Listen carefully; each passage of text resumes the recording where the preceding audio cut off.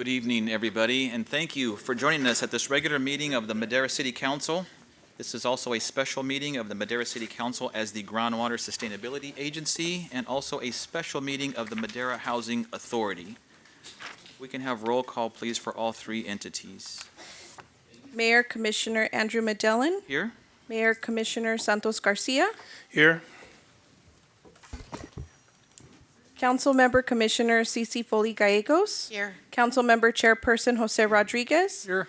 Councilmember Vice Chairperson Steve Montes, Here. Councilmember Commissioner Derek Robinson, Present. Councilmember Commissioner Donald Hawley. Present. Thank you so much, Alicia. We start every meeting with an invocation, and this evening we have leading us in the invocation, Pastor Joyce Lane from Glory of Zion Church. If you will stand with me, please.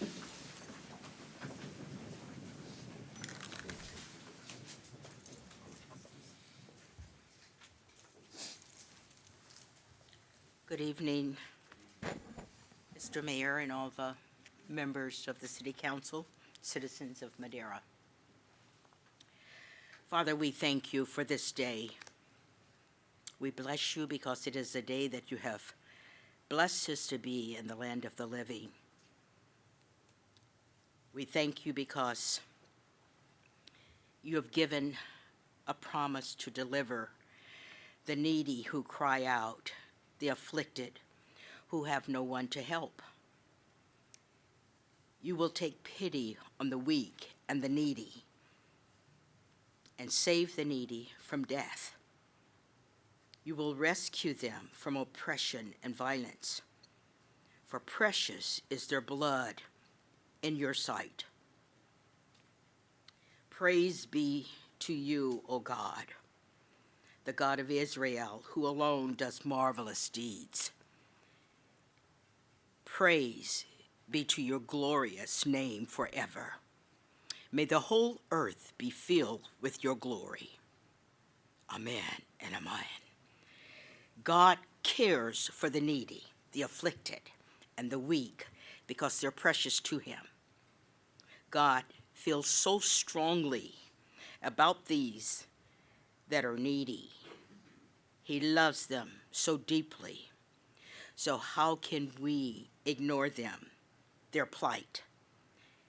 We are encouraged to examine what we're doing to reach out with God's love. And each of us can ask the question, are we ignoring the plights of those that are in need, or are we helping to meet their needs? Father, as we serve and those that you have called in position to run and manage our city, we pray for strength, for guidance, for wisdom, that we would draw from your heart. And whatever we do, we will do righteously, pleasing you, benefiting the people of Madera, being concerned and compassionate to all that we come in contact with and for all of those that we serve. In Jesus' name, and all of the people did say, yes and amen to the will of God. Yes and amen to the will of God. Thank you, Pastor Joyce. If you'll join me in the pledge, please. Ready, salute. I pledge allegiance to the flag of the United States of America and to the republic for which it stands, one nation, under God, indivisible, with liberty and justice for all. Thank you.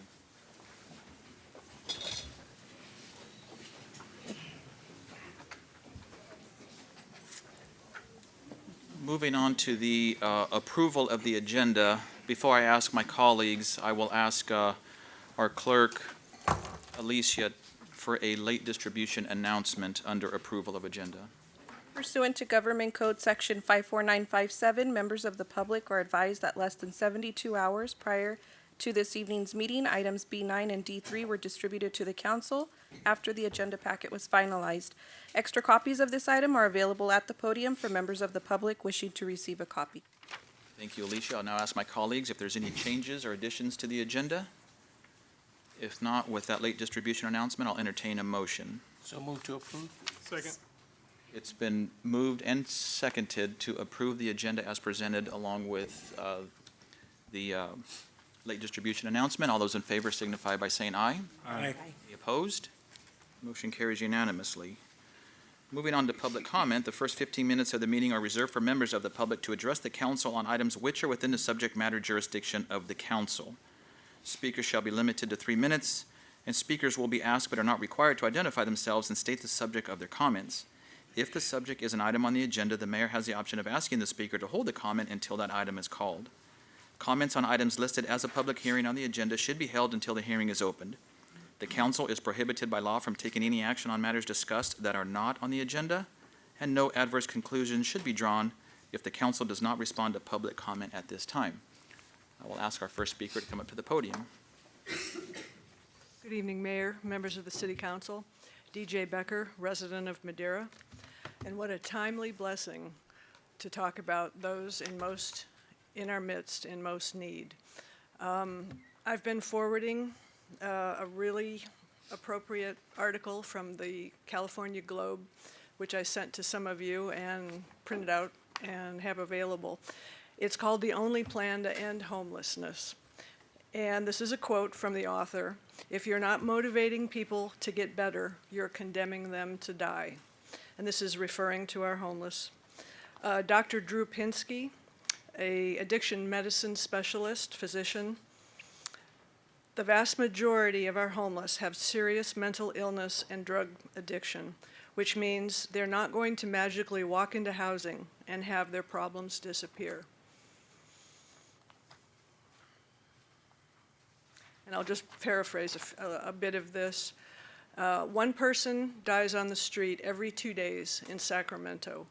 We have folks passing away right here in our streets and our riverbeds from chronic addiction and inability to function and house themselves. And we have no treatment. This is a very good article. The resistant cases are the transients who refuse all shelter services and treatment. Dr. Pinsky believes these cases represent about 60 to 85% of the homeless population, and one of the biggest reasons is the condition in which the person is unaware they have a disability. This deficit in self-awareness blocks the brain, the person's insight, and reflects dementia, stroke, and other illnesses along with drug addiction.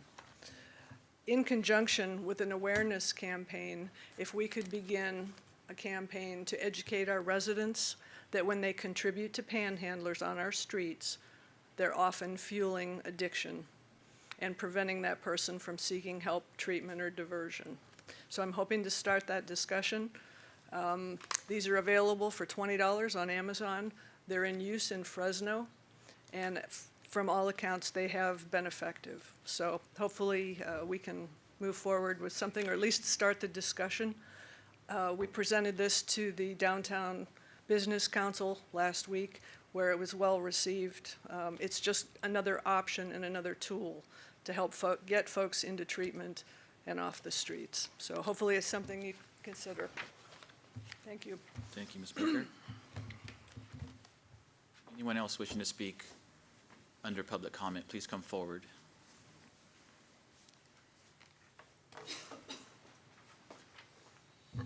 Good evening, Khalid Chaudhry. Ms. Becker, where's this money going to come from when our mayor doesn't pay his federal taxes? He hasn't been paying his federal taxes for the past 15 years. So still has two liens, $104,000 worth. So where's this money going to come from, by the way?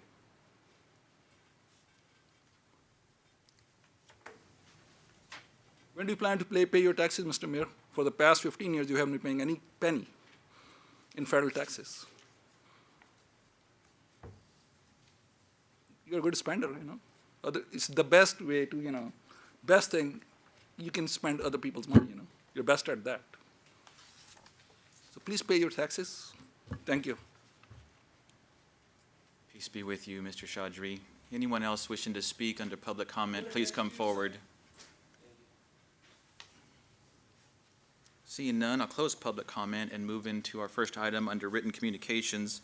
This is consideration of a request by Nutrien Ag Solutions to allow for connection of the city's water system and direction to staff. Mr. Helmuth, if you would, please.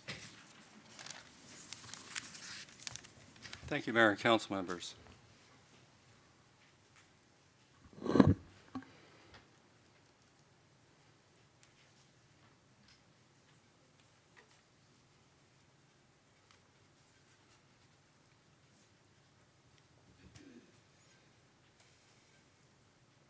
Got it. The item tonight here is a request from Nutrient Ag Solutions for a connection to the water services of the city. We've been talking about this with them for some time now, and we were finally able to go ahead and get this here. We were able to go ahead and tie down a few different things over the time frame that we've been talking. Nutrient Ag Solutions is located on the southwest corner of Pecan Avenue and Granada Drive, just outside the city limits of the city of Madera. The yellow in this diagram shows where the city limits are relative to the project site, which is circled in red. Why has council seen this request? Out-of-city service requests are not uncommon. We see them fairly regularly with single-family residences. It's less uncommon to go ahead and see them for industrial complexes. And industrial complexes are also they usually draw more water than the single-family residence. In this particular case, they draw about the equivalent of about 84 houses, which I'll get to here relatively shortly. Residential is usually on a consent calendar item. Because it's one house, it usually comes to council, and it's generally approved without any comment. We had one other industrial complex that was about 18 months ago for a business on the northeast side of town. Why council might consider approval, given the associated impacts with a connection to the city. Staff considers it to be one less straw on the ground, one less straw to be concerned with in terms of contamination, how much water is being used. We get a better idea of what's going on. I will also note that during droughts, it's good to know about that, and we never know when there's a drought coming. Possible drawbacks to the approval. At 76 gallons per hour or per minute, and that's an estimated amount right now, that is equivalent to 84 houses. That 84 houses is about 6% of the average municipal well. And a municipal well can accommodate about 1,400 typical houses. We've also experienced growth in the last 2 or 3 years, accelerated growth. We've been seeing growth, but it's been accelerating, at least from staff's perspective, over the last 2 or 3 years. That growth has demands on our city wells. In fact, given that growth, staff is probably going to be making a recommendation to council that we move forward with another municipal well a little bit earlier than what we had planned. I believe we showed in 2021 fiscal budget. Probably not too much of a change, but we may want to start designing a little bit earlier than that. Options in consideration if City Council chooses to approve this would be to go ahead and look for a cost-neutral solution, meaning if Nutrient Ag Solutions is allowed to connect to the city, that their impact on the city system is neutral, meaning they pay for about the cost of the well that they would use from their services. And we would do that on the basis of what a well costs. We have a well on the northwest side of town, central Madera actually. We believe that's coming in at about $2 million at this point. We would actually look to go ahead and verify usage. The 76 gallons per minute is an estimate at the moment, but we believe it to be fairly accurate. We would require all wells, and another option would be to require all wells on site be abandoned or physically separated from a system that takes water from the city. I'd say that's not actually an option. We do want to be separate with those wells. And then that Nutrient make an application for annexation into the city of Madera. Staff considers that a reasonable option. We're providing city services. They might as well annex into the city of Madera. With that, fairly short presentation. I'd be happy to answer questions. Nutrient Solutions representatives are, I keep saying solutions, I do not believe it's solutions. Nutrient Ag Solutions. They are here and they can answer questions as well. Thank you, Keith. Councilman Rodriguez has a question. Thank you, Mayor Mandela. Keith, can you go back one slide? Just on the cost. So, I mean, we're having a minimum of 120,000. Well cost is $2 million. So at this point, do we know what the usage of water is at the current, for nutrient? They have estimated to believe it was 76 gallons per minute. And a typical well does about 1,300 gallons per minute, if memory serves. So what does that equal to as far as dollars, or, I mean? It's about $120,000. Okay. I just want to make sure that was what I was reading, so. Sure. Thank you. Now, that is an estimate, and I would expect that we would go ahead and confirm that to tie down the number. In case it comes in at 100, we want to make certain that we're able to go ahead and recoup those costs and put them towards a future well. So Keith, here it says actual metered measurements, so we would require a meter to be put in. Is that what you're suggesting? Yes, we would require actually 2 meters. They are situated on 2 separate parcels at the moment, and city code does not allow cross connections between parcels. Right, and if you can go back to that original picture to show those parcels. I'll go forward. And so, and this might be a question for representatives from Nutrien, but room for expansion. If there was room for expansion and there was additional usage, I'm just curious on how much room for expansion, if any, and what the maximum usage could possibly be. Maximum usage that they might think that they would. Right, I'm talking I about would the have future. to ask one of them to come up to answer that I'll question. do that. And then a question for you. You had mentioned an application for annexation, which I would totally agree with. But would it be based on approval of annexation or just an application? That's a good question. The assumption would be that if they have an approval to move forward, we would expect that they make application prior to them actually receiving water service. Okay, with that, there's a couple of more questions from council, and then maybe we can call up representatives to answer some of these other questions. Councilman Montes. Thank you, Mr. Mayor. So my question was related to the annexation. How is that going to impact? So if the annexation would have happened first, what would the impact be to this project? And then on the this is a commercial site, so would they be required to do 2 or 4 meters for irrigation water and then water that goes into our drainage system? I'm not sure they have any irrigation out there per se at the moment, but we've been discussing a little bit of what this would mean to them. If they had irrigation out there, we would expect that there would be separate irrigation meters for that, same as a commercial project. They actually do have a fire system connection at this point in time.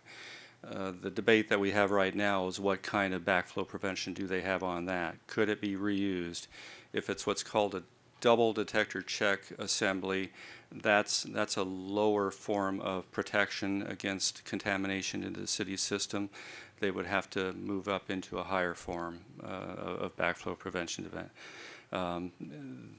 If they wanted to go ahead and maintain that particular, which I don't think they do, because I understand that their parking lot is, as they refer to it, is capped. They don't necessarily want to go ahead and cut the pavement. So they would be doing a combined fire service domestic solution, which would leave them with one connection, higher form of backflow prevention going into every building, kind of common as it is with that. Then they have to ensure that for themselves that the water system can support all those demands. Thank you. Councilman Hawley. My question been asked, Mr. Mayor. Great. Councilman Garcia. So, to me, the obvious question is the impact on our water by allowing this to move forward. Yes. Do you foresee problems down the line with the water? Not so far as contamination, which you've spoken to, but, another straw in the city's Sure. wells.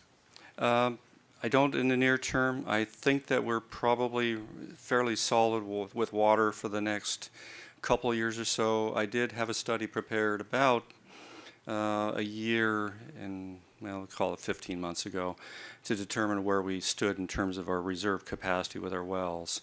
At the moment, one of our requirements for wells is that we are able to service the entire city with water, and then have one spare well left over just in case we lose one or more, which has happened to us in the past. When we went into the last drought, we did lose 3 wells in quick succession. That's why we have it's more or less good engineering practice to go ahead and keep the spare in there. It may even be state code, but we have that one spare in there. As we sit right now with the well at the near the Love site going in place, we do have, as of a year ago, we had about 1,500 equivalent dwelling units of capacity. I just refreshed myself on that earlier today. So we have about 1,500. The average subdivision coming through right now is ranging between 1 and 200 units. So, and then they take somewhere between a year or so to go ahead and get to fruition. We probably have at least 2 years in terms of trying to get another well up and running. We do have one well that I'm eyeing to go ahead and bring up to full operation. The casing is in place. It's on Granada Drive. The casing is in place. We just need to do the surface improvements on it. We think that that's about $1 million investment. That's an old number, maybe $1.1 million or $1.2 million right now. Wanted to go back to the annexation. Sure. So the company would be obligated to make a request for annexation, That's right. and that takes time. It does. So what is being asked for is that we give approval to the project, and then they apply for the annexation, and then the hope is that at some point it'll be accepted by the county. That would be the hope. We can structure an agreement that indicates that it has to be carried to fruition, if you so desire. We can structure it however council would like to see it, and subject to both sides agreeing to that potential, because there are of course risks on both sides. If you say it has to go to fruition and they don't, and it doesn't go through, they obviously have a concern as well, because one of their they had 2 wells and they're concerned about the casing on one of them. They obviously don't want to get out there a year and find themselves in trouble. So we would want to structure an agreement that would be amiable to both sides, city and Nutrien. And I think we can do that. Thank you.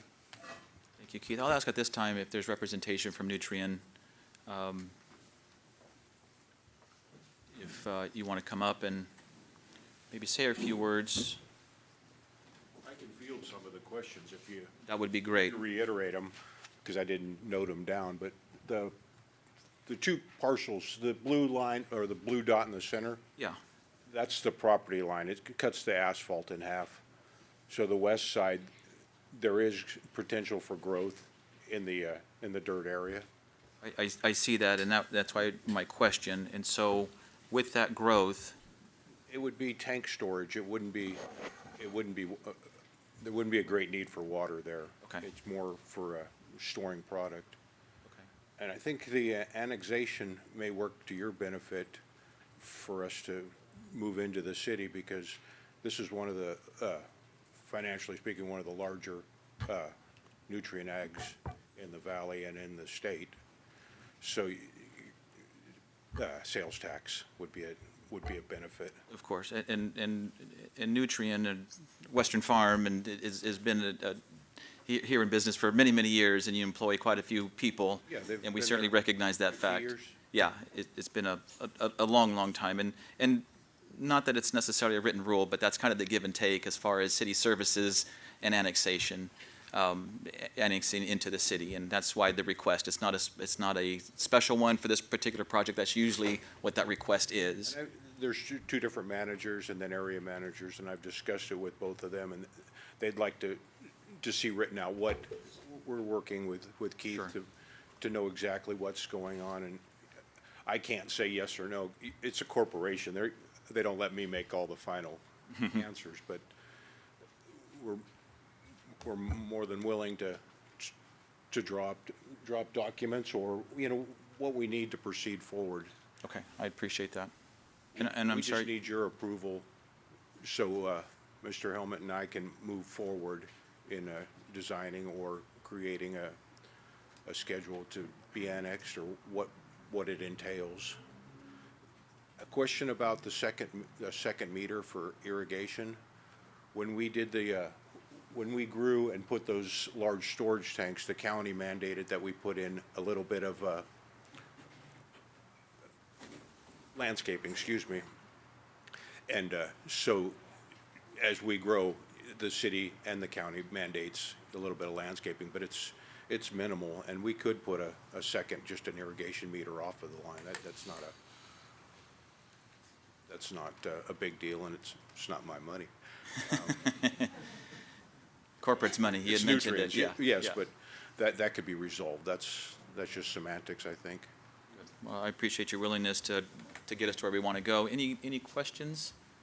I'm sorry, sir, I didn't catch your name. I'm sorry, my name's Scott Etner. I'm with APCO Etner. We build and maintain these facilities for them across the state and states, from Simplot to Wilbur Ellis, all of them. And so we've built a majority of this over the last 25 years. Certainly grown. Been there for a long time. Thank you very much. I appreciate it. Thank you. Any other questions for Keith from council? I'll ask, is there anyone in the public wishing to speak on this particular item? Please come forward. Seeing none, I'll bring it back to council for direction. And this is exactly what you're looking for, Keith, is for direction on moving forward with this particular item. And as I had mentioned, I mean, this company's been around for 50 years and employs quite a few people.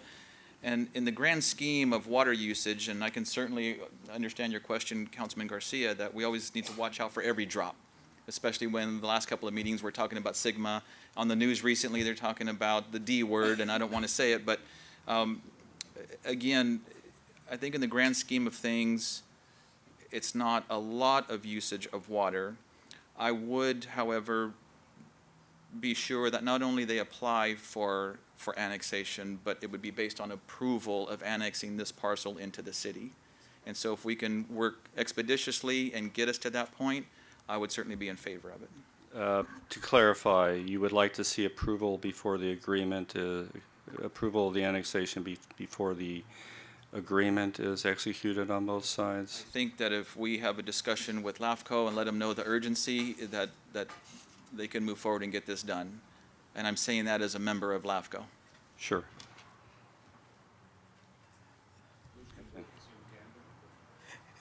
Council, we can work carefully together to move the process forward. There are certain requirements under the government code for LAFCO to be able to approve annexations extraterritorially for water service. So we would need to meet those conditions. So it's one of those what comes first, you know. So I think we can work together. And I've done agreements like this one. So there's already templates for the agreement itself. Great. So the agreement process would not delay the LAFCO process. I appreciate that. Thank you very much. Any other input or comments from council? Okay. I think you have Thank direction, Keith. Thank you very much. Thank you, sir. And for whoever opened those doors, thank you very much. You read our mind. A little cool breeze in here doesn't hurt at all. Moving on to presentations, our first presentation is an Eagle Scout recognition. I'm going to go to the podium for that. Mayor, was that consensus, that direction to move forward with staff's recommendation? Yes, I asked council, and I seem to get 7 or Okay. 6 thumbs up. You want that in a motion, Hilda? Hilda? Does that have to be in form of a motion? It was direction. It's, you know, it's, if it looks like everybody's in agreement, that's fine. But generally, sometimes it's helpful to have a motion because all of a sudden it might be 5-2 or 4-3. But I think in this one, everybody agreed. Yeah. Or, okay, well, have a motion, Mayor. I'll take a motion from the podium over here. I so move to approve. Second. It's been moved and seconded to approve the request for nutrient ag systems. All those in favor signify by saying aye. Aye. Any opposed? That motion passes unanimously. Was that a clap? Is that applause? Okay. For all that government work. You see why we get paid the big bucks? Yeah, that's the way government works in here. Thank you very much. Moving on to presentations. This is something that needs to be recognized in our city. I was not long ago asked to visit an Eagle Scout presentation. I was never a Boy Scout myself, but I've been to a few presentations just recently. Council in the city participated in Civics Day, where we partner with somebody from a Boy Scout troop. And it's amazing on what these young men do, and it's amazing on how quickly they do it. And what's amazing to me is at the age they're doing it, where a lot of young boys are maybe not putting in their time and energy into their future. These 4 young men have. And those badges that they wear mean a lot. And what they really mean in general is commitment. Commitment to my community, commitment to my faith, commitment to my family. And the highest honor you can get in Boy Scouts is Eagle Scout. And so with that, I'm going to turn it over to a good friend of mine, Troy McNeil, who will give you a little history and background on just what it takes to become an Eagle Scout, and then I'll introduce these young men. Troy? Thank you, Mr. Mayor, and thank you for the invitation for these young men to be recognized. As you said, I am Troy McNeil, and I have the privilege to work with these awesome young men who have achieved the rank of Eagle Scout with Troop 331. As you may have heard or read recently, scouting has been in the news a lot lately, and most of it has not necessarily been positive. However, I feel that if implemented correctly, scouting can be a great experience for young people. The purpose of the Scout movement is to contribute to the development of young people in achieving their full physical, intellectual, emotional, social, and spiritual potentials as individuals, as responsible citizens, and as members of their local, national, and international communities. These 4 young men have been taught and have participated in activities that help to achieve the aims of scouting, which are character, citizenship, personal fitness, and leadership. A large part of completing the Eagle rank is to oversee a service project that benefits the community and gives them an opportunity to plan, develop, and give leadership to others. I have asked each of them to give a brief report on their Eagle project. Eric.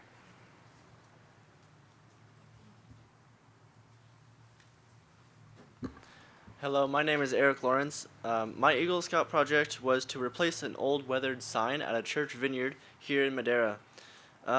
It provides raisins for humanitarian aid projects throughout the world.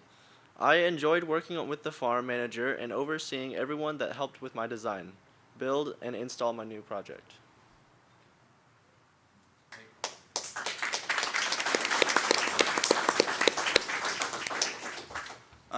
Hello, my name is Jonah Hill.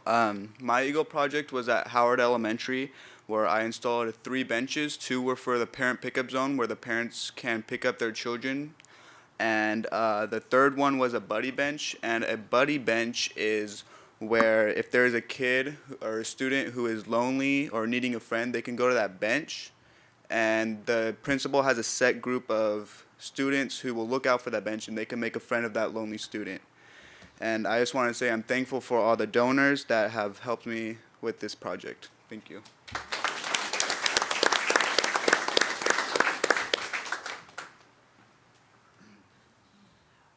Hello, my name is Logan Stone.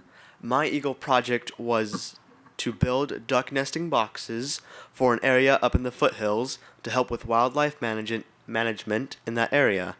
In the Central Valley, natural nesting cavities are scarce, but managed wetlands provide an abundance of aquatic insects for breeding wood ducks and their broods. Thus, nest boxes are especially beneficial to wood duck populations in the Central Valley. I enjoyed working with the Flying O Ranch Community Association and with all those that helped me in building and installing the boxes.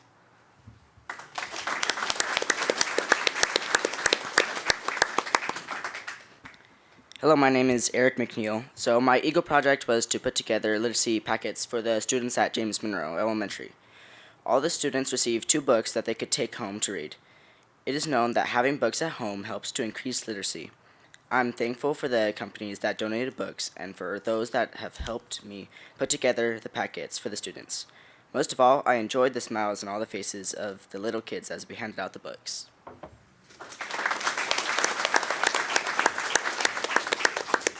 As you can see, a diverse number of different projects that were completed. So, Mr. Mayor and council members, thank you again for allowing these boys to be recognized for all their hard work. We look forward to hearing about the great things that they will accomplish in their future. Thank you. Absolutely. Giving back to your community really means so much, gentlemen. I really appreciate that. The council appreciates that, and we do look forward to hearing from you again with your future endeavors. I know you have a bright future ahead of you. I have some certificates I'd like to give you, but I'd also like to recognize your family. I noticed some of the familiar faces out here, and you don't get to where you are without the support of your family and close friends. So, you know what? Why don't you quickly come up here and introduce who's with you, because I think it's so very, very important to show that support group you have at home. And I will start. We'll do this. Jonah Hill. Yeah. Who, by the way, plays varsity soccer and has a mean left foot. This kid does right here. I just want to appreciate my mom. She's right there in the gray.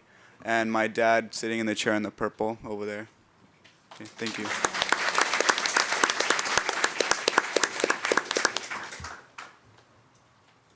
Eric. The other Eric. Yes. Awesome. Eric McNeil. Thank you. Who last year during Civics Day was my partner. We were teamed up together last year. I had a great time. Good to see you again, Yes. Eric. I'm here with my mom. She's the one right there, giving her hand. And then here with my dad. I'd like to thank them for all that they have done to help me achieve this rank. Awesome.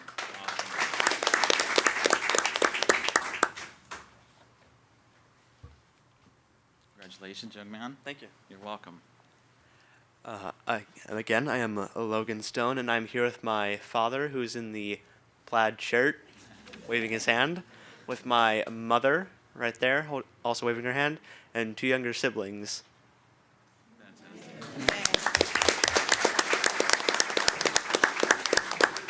Last but certainly not least, the other Eric. I'm here with my mother, and I'm super thankful for her and all the stuff that she's put up with.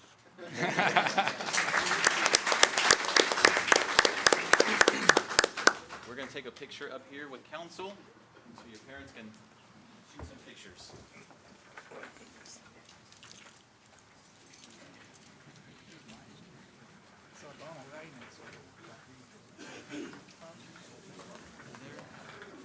Right here.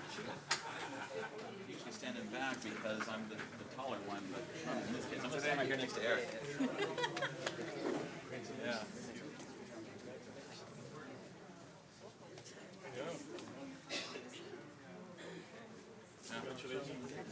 I used to be a Boy Scout. Yeah, I know. A long time ago.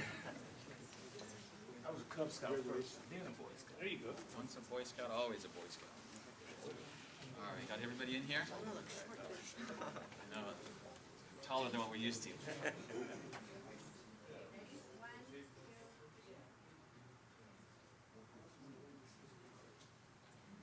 I lost weight, so y'all can take this picture.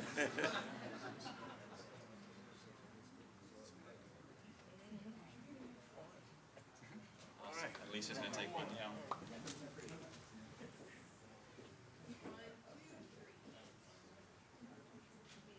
All right. Thanks again, guys. Congratulations. Mayor's? Hey, you guys got shafted in that last battle.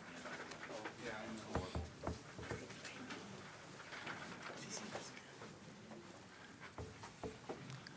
Thanks a lot. Troy.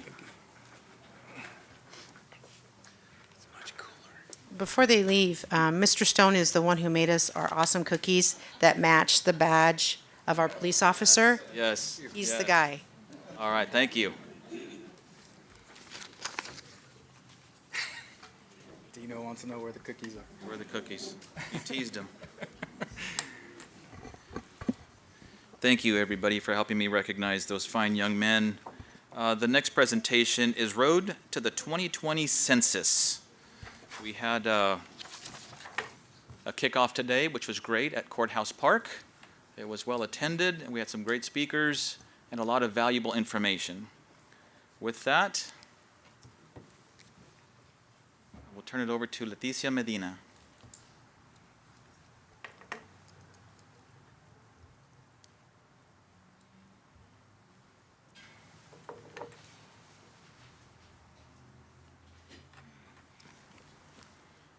Good evening, everybody.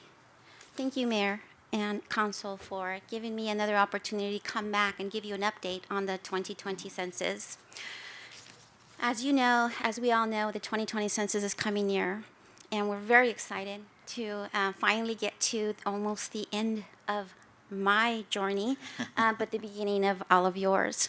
So, with that being said, we're going to jump into a presentation. As you can see, the Constitution states in Article 1, Section 2 of the U.S. Constitution, the actual enumeration shall be made within 3 years after the first meeting of Congress of the United States, and within every subsequent term of 10 years, in such manner as I shall by law direct. The fact that it is in the Constitution makes it central to a democratic form of government. So this is in the Constitution. We as citizens, and we are very grateful to be in a state that gives us the opportunity to be ourselves and do what we can, of course, according to law. And as you can see, the Constitution, the census is a part of the Constitution. Why does the census matter? Representation, funding, planning, and also businesses. So we want to make sure that we get counted this year. We want to make sure we get that portion of funding that should stay here in Madera and Madera County. If we don't receive that funding and we do not get counted, that funding is going elsewhere. But we want to make sure that this year we say, we're here, we want to get counted. And by doing that, we need to fill out that questionnaire and send it in. Who to count? The 2020 census counts everyone living in the United States and its 5 U.S. territories. Questions asked. Now, there's going to be a total of 10 questions on the questionnaire this year. There might be a Part A or Part B, but as you can see, these are some of the questions that will be on the questionnaire. The number of people living or staying in a home on April 1st, 2020, whether the home is owned or without a mortgage, rented or occupied without rent. A phone number for a person in the home, the name, sex, age, date of birth, and race of each person in the home. Whether each person is of Hispanic, Latino, or Spanish origin, the relationship of each person to a central person in the home. So these are some of the questions that are going to be asked. There won't be a total of 10 this year compared to 30 or so in the past years, and some of you may know that. But for this time around this year, they've made it very simple. And as a matter of fact, there's going to be 4 ways to be able to fill out the questionnaire or to fill out that questionnaire this year, which will be online, and we're trying to push that online to make sure that you fill out that questionnaire and you send it right in. The other one will be by phone. The third one will be, of course, that paper questionnaire, and then the fourth one will be in person. How the 2020 census will invite everyone to respond. 95% of households will receive their census invitation in the mail. 5% of households will receive their census invitation when a census taker drops it off, or for the most part. Then less than 1% of households will be counted in person. So we want to make sure that we fill out that questionnaire. If you're computer savvy, just do it on the internet and send it in, or else somebody will come knocking on your door.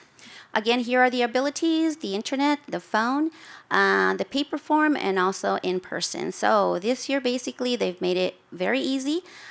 We want to make sure that everybody gets the opportunity to get counted. Supporting linguistically diverse populations' language access. As you can see, internet self-response, or the ISR, and census questionnaire assistance. 12 non-English languages for ISR and 13 non-English languages for CQA, including Spanish, Chinese, Vietnamese, Korean, Russian, Arabic, Tagalog, Polish, French, and so on. Also, we will have sign language, Braille, and large print available for anybody who does need that service.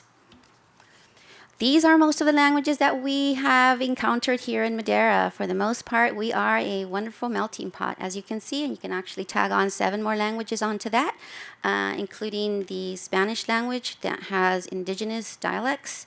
So, in doing my research, for the most part, we're looking at the Mixteco, we're looking at the Triqui, and the Oaxacan that is very it's a diverse population that we here know exists, but unfortunately at this time we, for reasons of immigration or whatever the case may be, they're very hard to count. So they're going to be a population that we feel at this time is going to be somewhat swimming upstream for us, but we're going to do our best to do so.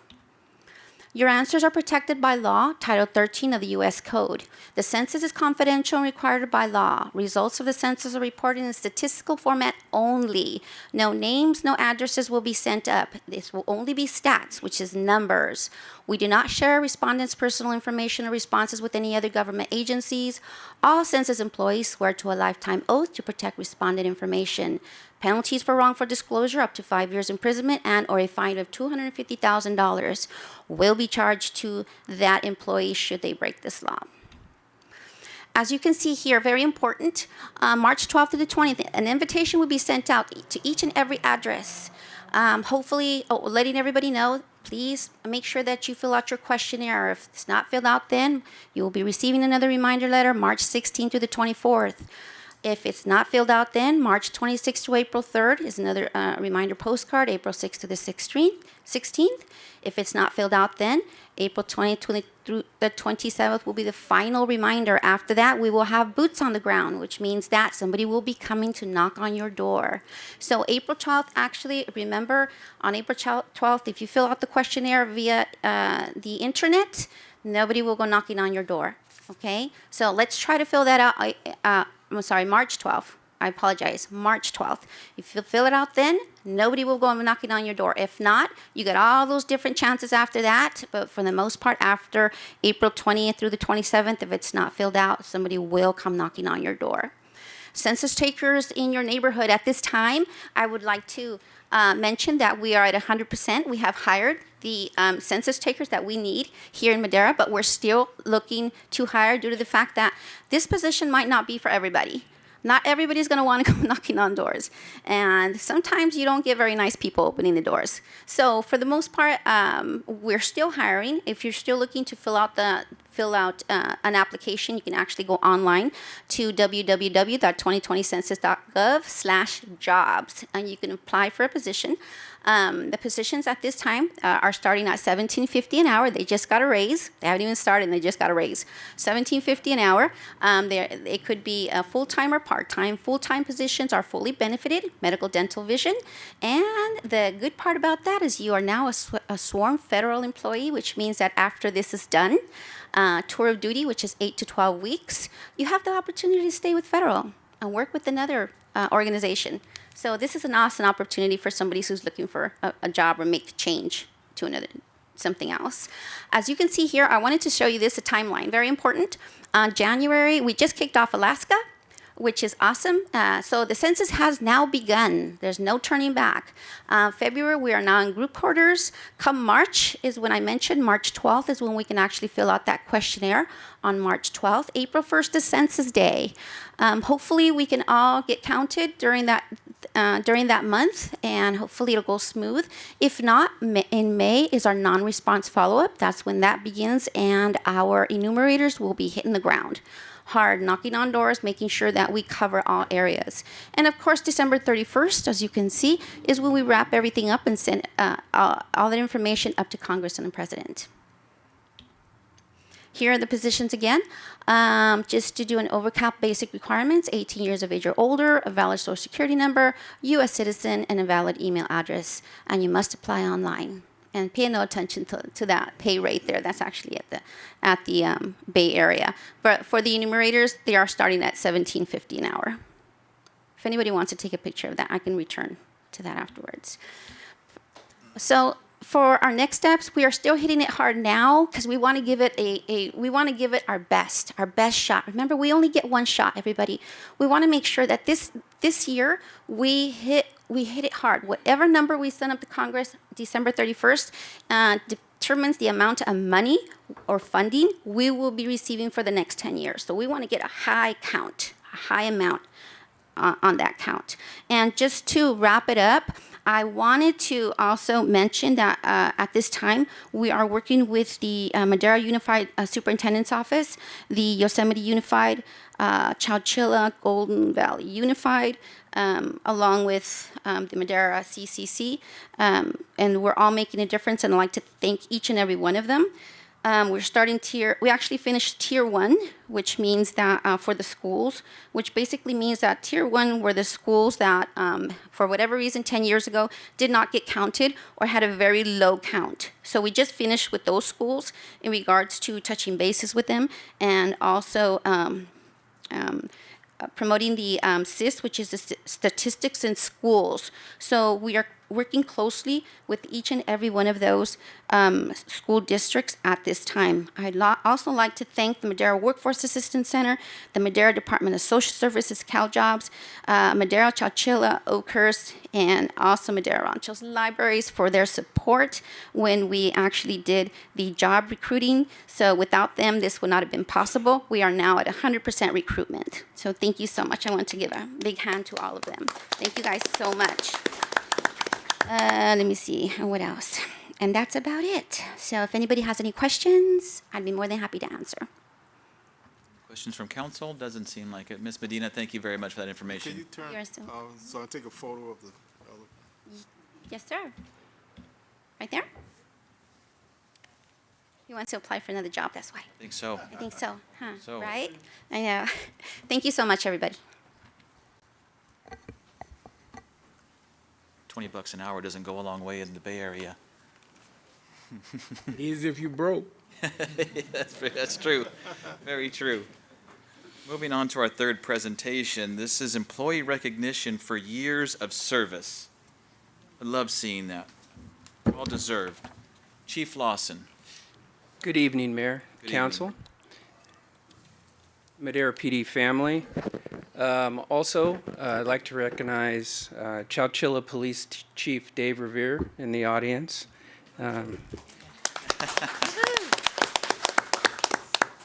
He's so impressed with this presentation that he came all the way from Chowchilla to see it. Just something we do around here, Dave. So I was here last council meeting. I was telling you how happy I was and introduced our new hires, our new employees. With that, though, comes a cost. And when we're able to hire new employees, that means that we're losing employees to retirement. And tonight I want to, all of us in the city want to recognize two very important employees to us and the years of service that they have provided to our community. So first I'd like Viola Rodriguez to come up.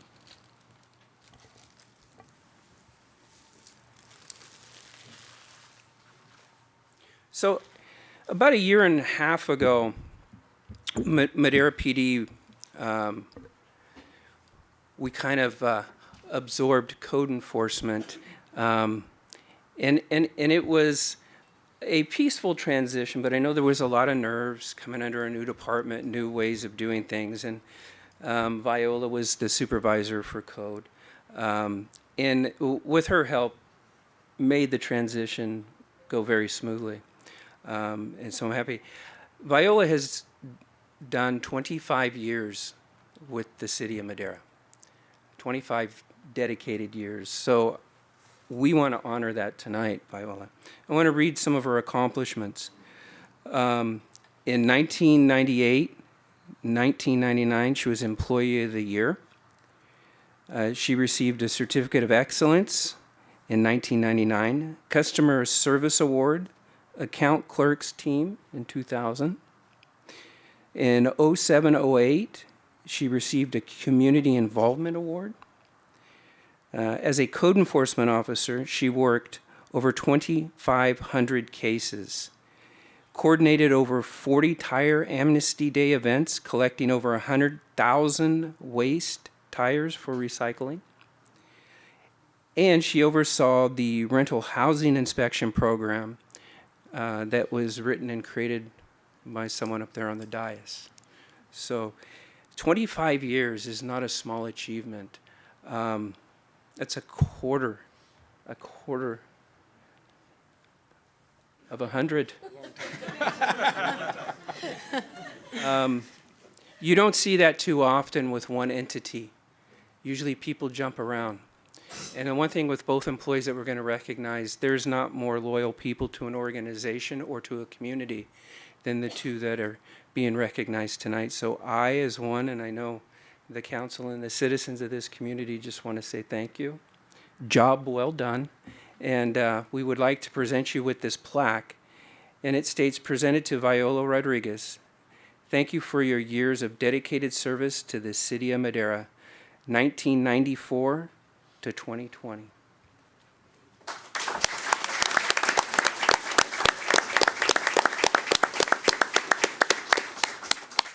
don't get off that easy. Well, my nerves have got the best of me, but I'd like to thank the city for the many opportunities that I did receive while working here. I appreciate all that was given to me. I appreciate the chief and his management staff for allowing me to serve in his department.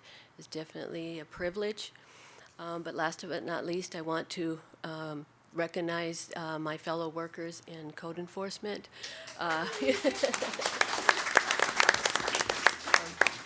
They've made me coming to work every day a fun day. I was always afraid I was going to miss something, and I'm truly going to miss that when I leave. So thank you very much.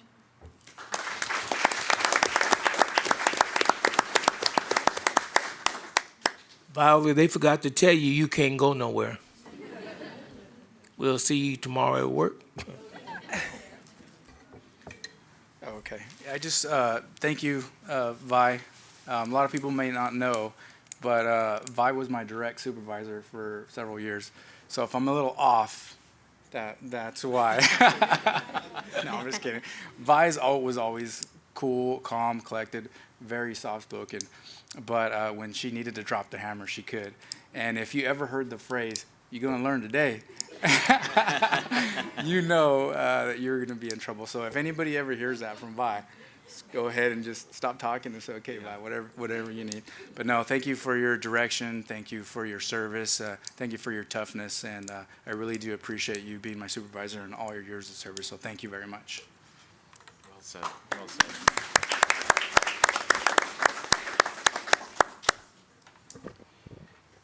Okay, guys, stand by for this one. This is a whirlwind. Always has been, always will be. Mary Ann Croxon.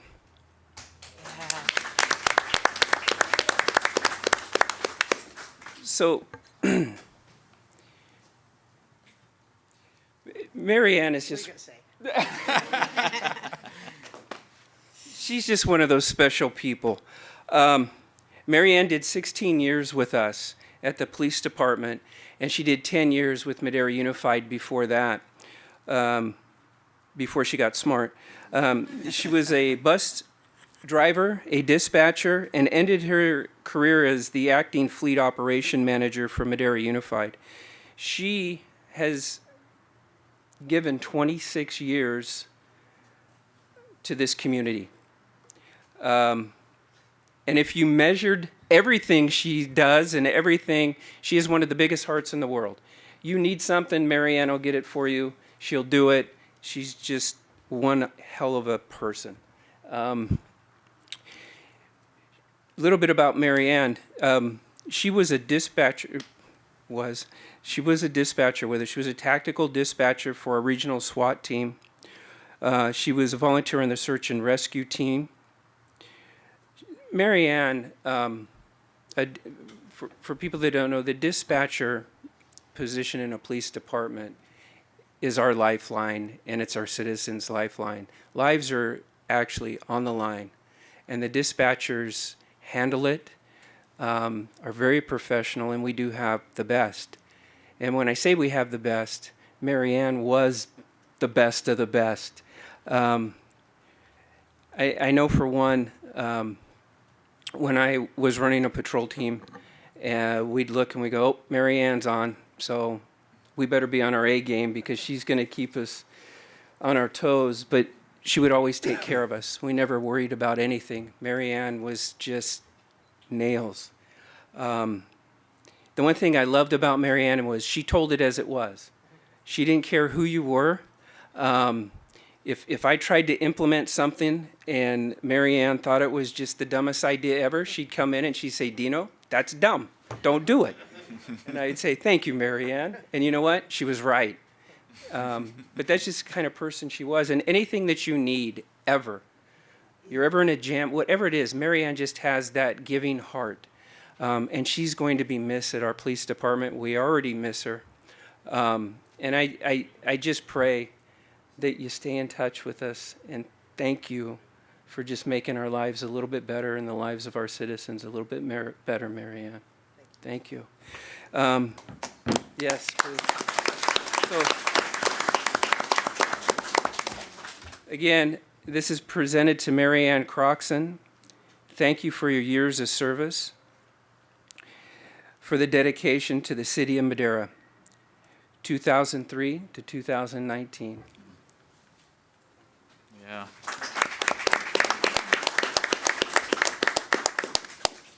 Now I have to say something. Yeah, well, I can't tell you to be careful, but you're on your own. You're a civilian now. No, I just want to thank everybody. I've had a good time. It was a good 15, 16 years. Part of my life I'll never forget. Made great friends, and time to move on. What a girl.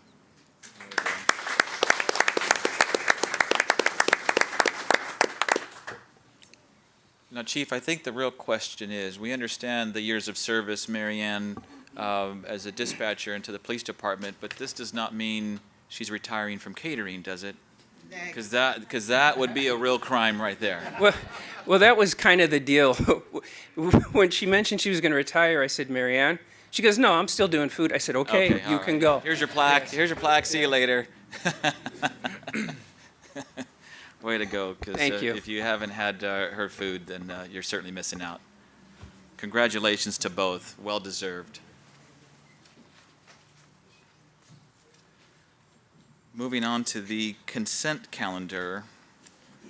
Matters listed under consent calendar are considered routine and will be enacted by one motion and one vote. There will be no separate discussion of these items. If discussion is desired, a member of the public or a member of the council may request that item to be removed from the consent calendar and it will be considered separately. I'll ask at this time if there's any members of council wishing to pull any consent item. Seeing none, I'll ask if there's anyone in the audience wishing to pull a particular consent item. Seeing none, I'll call for action on the consent calendar. Mayor, move to approve consent calendar as presented. Second. It's been moved and seconded by Councilwoman Gallegos. She finally snuck one in there. All those in favor signify by saying aye. Aye. Any opposed? That motion carries unanimously. Thank you very much for that. Moving on to item D1.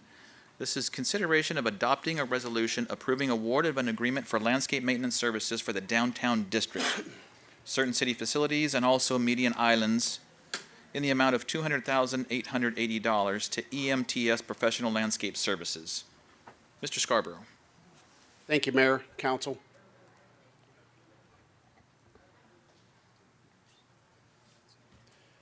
So I have two items before the council tonight, the first of which is a consideration of a landscape maintenance agreement.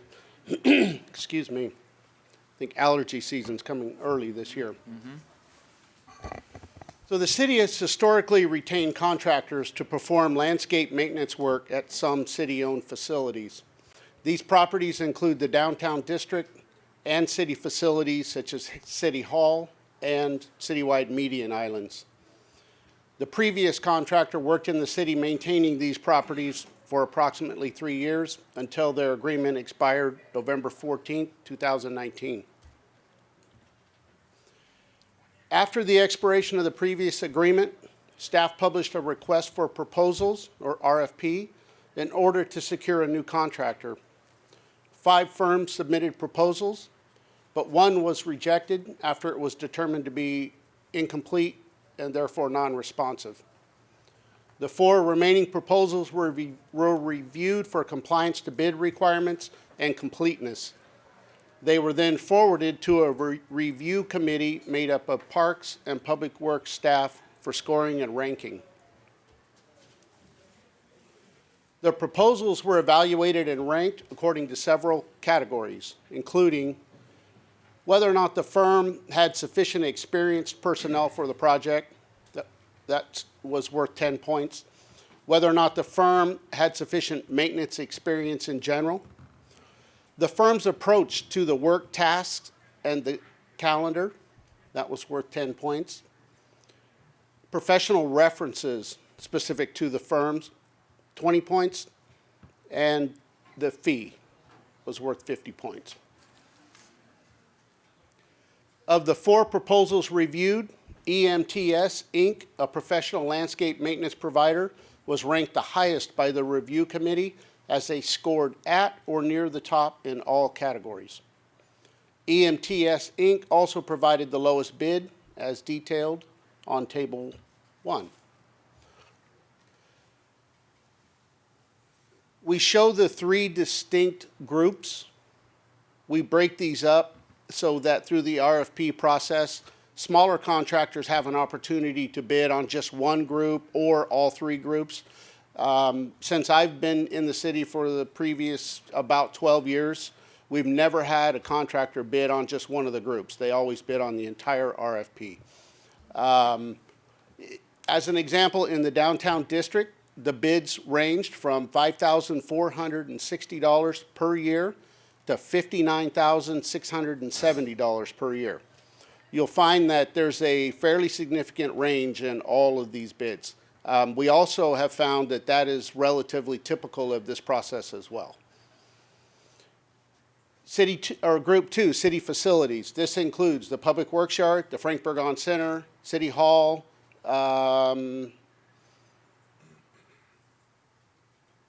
the WAC and the Youth Hut, and I believe the Mexican American Center. The bids range from $60,840 to $170,258.40 per year. Group 3, bids range, this is the median islands, they're citywide. It is important to note that not all of the median islands in the city are in this program, but the majority of them are. The bids range from $134,580 per year to $311,875.20 per year. As you can see in the second to the last column, total bids, these are for a totalization of the annual work. EMTS came in at $200,880. The highest, I won't go through all of them, I don't want to bore you to death, but the highest bid was $541,803.60. Again, very, very wide range. We do have, I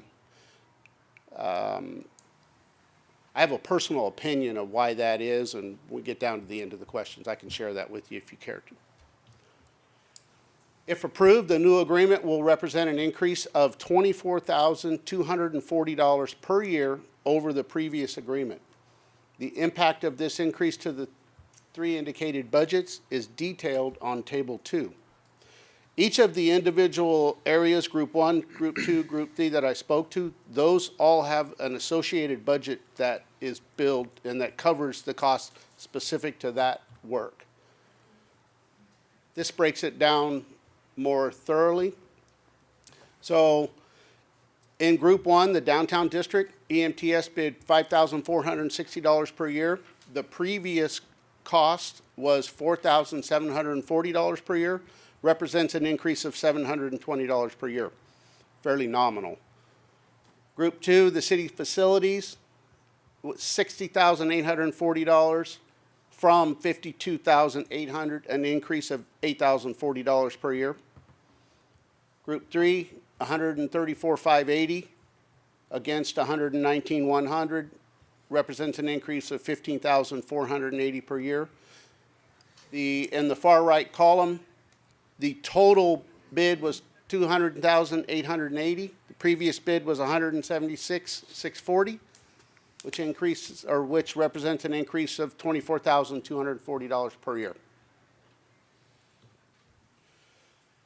City staff have maintained the areas represented by this agreement, utilizing part-time staff until an RFP could be published and awarded.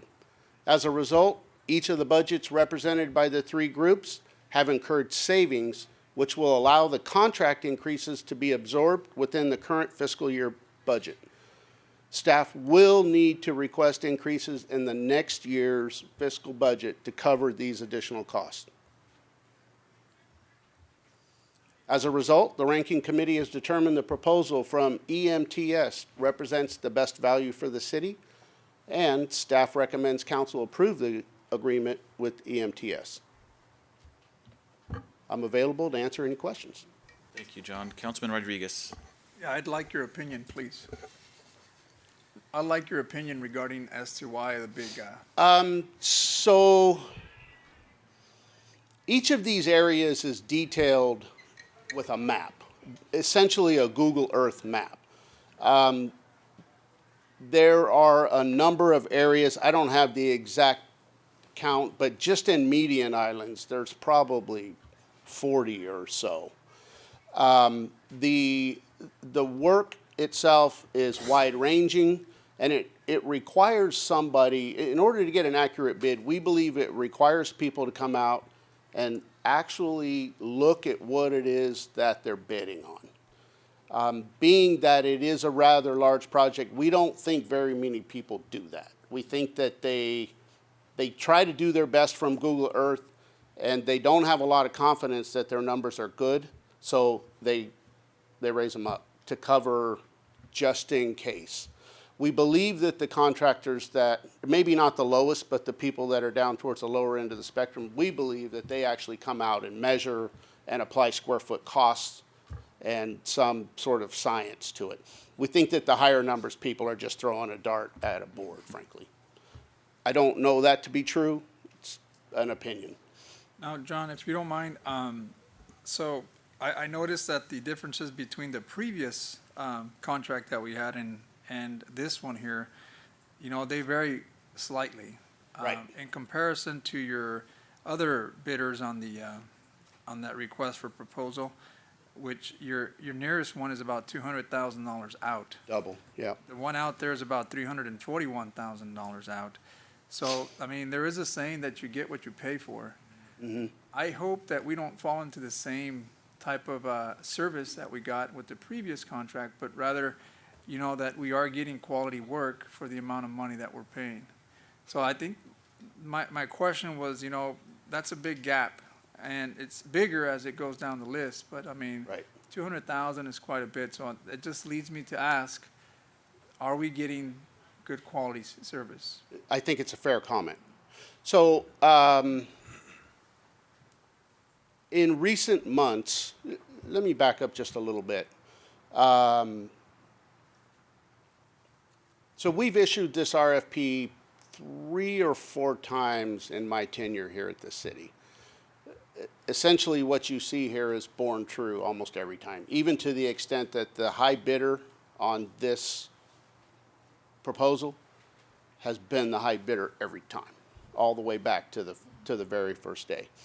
With changes in the city, and particularly as a result of getting a new city attorney, staff felt that this was an opportune time for us to revisit the agreement and to strengthen the language related to our ability to hold the contractor accountable.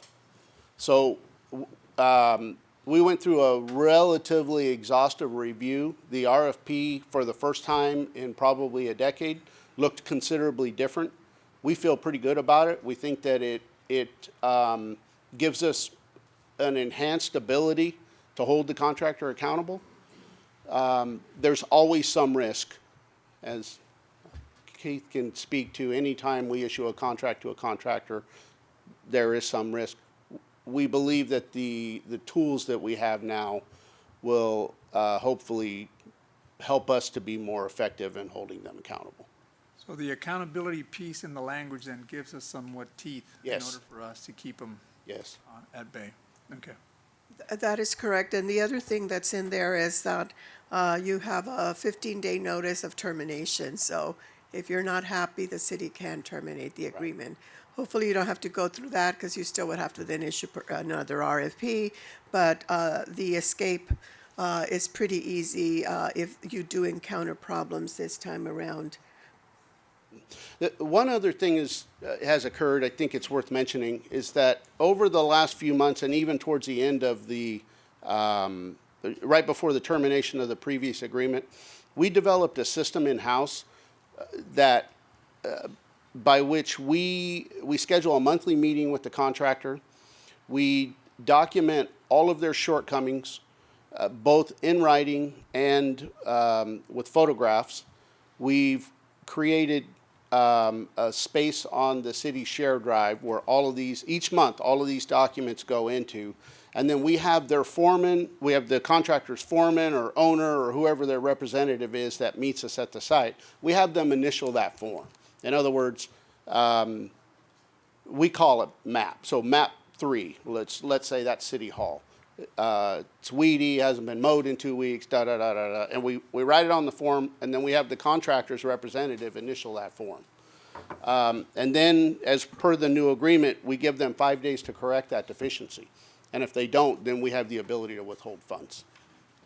So we believe that we have the pieces in place to where we'll be more effective going forward. Thank you, John. Councilman Montes. Thank you, Mr. Mayor. So, John, you mentioned that staff was handling the job in the interim, and we didn't have Yes. a contract, and there was cost savings. So is that just due to pulling people off of other jobs and saying, hey, do this as well? Is that not sustainable? Because as soon as you said that, I was like, well, okay, if staff is giving us Right. the cost savings, well, why don't we stick with staff? Why don't we? So we were very fortunate, and it wasn't planned, it just happened this way, that it didn't require any effort from staff until around Thanksgiving. At that time of the year, essentially all we are doing is cleaning up leaves. So it's not like we pulled staff out of rotation and sent them just to deal with these things. We just kind of did it all together. And frankly, they're tired. And I will say that had this happened at a different time of the year, either spring, summer, fall, we wouldn't have been able to sustain it. It was what I would call a perfect circumstance. Not sustainable. Thank you. Not sustainable long term. Councilwoman Gallegos. Parks Director Scarborough and Hilda and staff, you know that I have been a big proponent at the last 3 years with this company struggling. So I thank you for taking the time and changing the language so that we do have some backbone to go and some, like you said, teeth, and make some changes when we're not happy. So I appreciate the time and effort, and our city manager, who probably had a lot of input too, because he had to hear a lot of issues that we were having. So I like to thank everyone out there that I know this is going to go well. The community will see it, or I'm going to hear great things. I'm going to get emails and texts that are going to be positive now, and I'm looking forward to that. So thank you. Thank you. Thank you for your comments. Just to kind of piggyback a little bit, John, on all these comments, from years past, there has been some negativity. And we're judged by our appearance, as everybody knows, whether, it doesn't matter what part of town, and a lot of the negative comments come with the way the city looks. And so I don't want to micromanage. This falls under your direction and your department. But I think to be a little proactive, I'd like to see whether it be an annual or biannual report, kind of a spring and a fall or a summer and a winter, that you can report to us kind of how things are going before we have to report to you. Perfect. Yep. That would be my only request. Happy to do it. And I realize, I think it's a very fair question from Councilman Rodriguez. Sometimes you get what you pay for.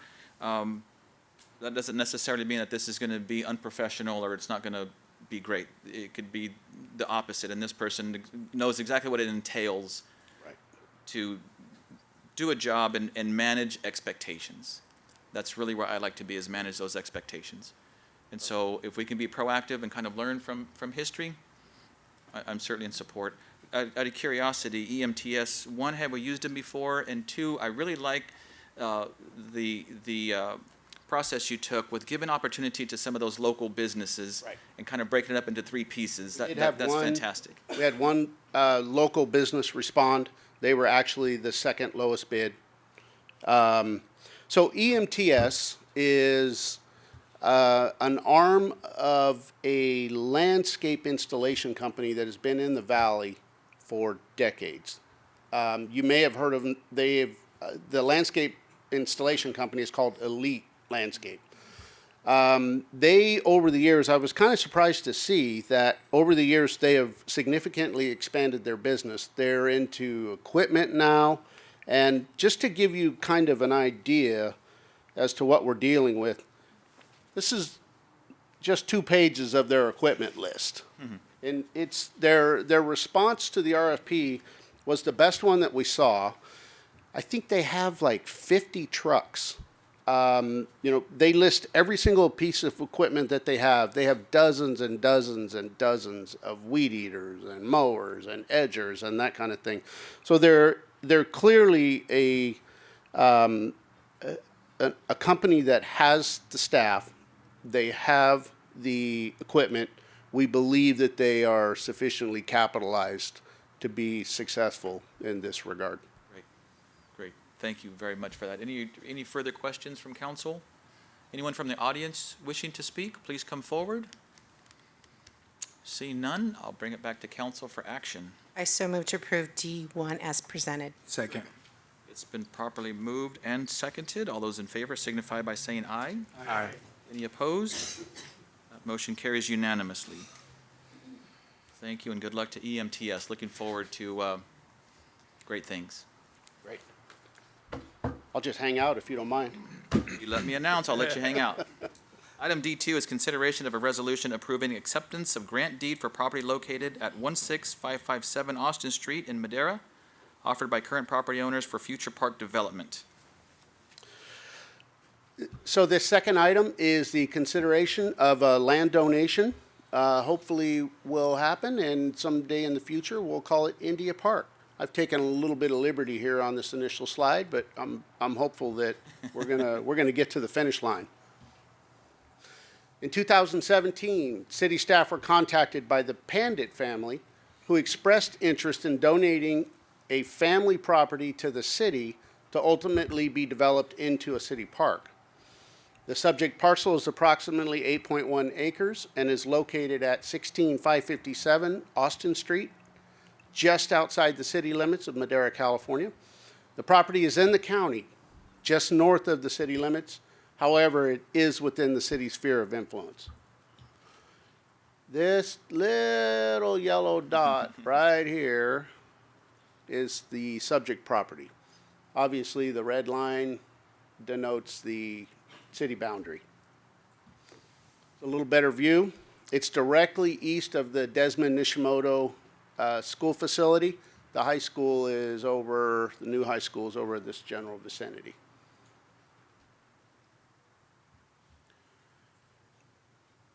So the Pandit family originally approached the city in 2017. In the interim, city staff have taken the following steps to facilitate the process of acquiring the property. Staff presented the property acquisition to the Planning Commission on August 8, 2017.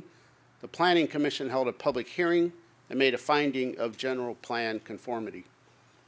The city conducted a Phase 1 and Phase 2 environmental assessment at the site. The assessments indicate the site is suitable for future park development.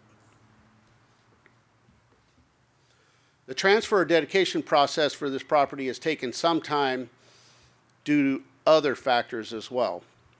One of these factors is that, this is a significant factor actually, is that there are 6 owners listed on the deed, each with 1/6 ownership. The process was further complicated by the unfortunate passing of one of the property owners.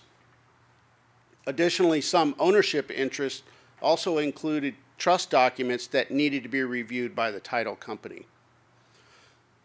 The family has attached no conditions to the proposed donation. However, the owners formally requested that any park built on the real property be named India Park. The Pandit family has requested the city pay fees associated with the property transfer. The escrow fees and title insurance premium are an estimated $3,000, and the prorated taxes are an estimated $300. Excuse me. The city will pay these fees using the city's park development fund, which currently has sufficient funds to cover these charges. Upon accepting the property, staff will be required to maintain the site. Staff recommend council approve acceptance of the grant deed for property located at 16557 Austin Street, Madera, California, 93638, offered by current property owners for future park development. I'm happy to answer any questions. Thanks again, John. Councilman Montes. Thank you, Mr. President. Do you see a few structures on there? Are we going to have tenants, or do we have tenants? Yes, occasionally. I don't know if we currently do. There are 2 structures on the site. It looks like one of them had been partially burned a while back. I was by the site about 3 weeks ago. There's a bunch of graffiti. I didn't see any actual people, but I would suspect that anytime you have a vacant dwelling. So not actual tenants. Not actual tenants. Oh, I'm sorry. I thought you meant tenants. No, no tenants. They're not habitable. Just as a side note, in a meeting that I had with the fire department, we had talked about once the city, let's say we're able to get to the finish line and we take over the property, we will likely want to raise, R-A-Z-E, the structures. And the fire department has offered up their services to do training and fire training and smoke training and that sort of thing. So we're hopeful that we may be able to get most of them out of the way through that process. There will be annual disking. Actually, that likely happens here pretty quick. So if we're able to close this deal here in the short term, then that's something we'll be responsible for, and every year going forward until said time that we develop.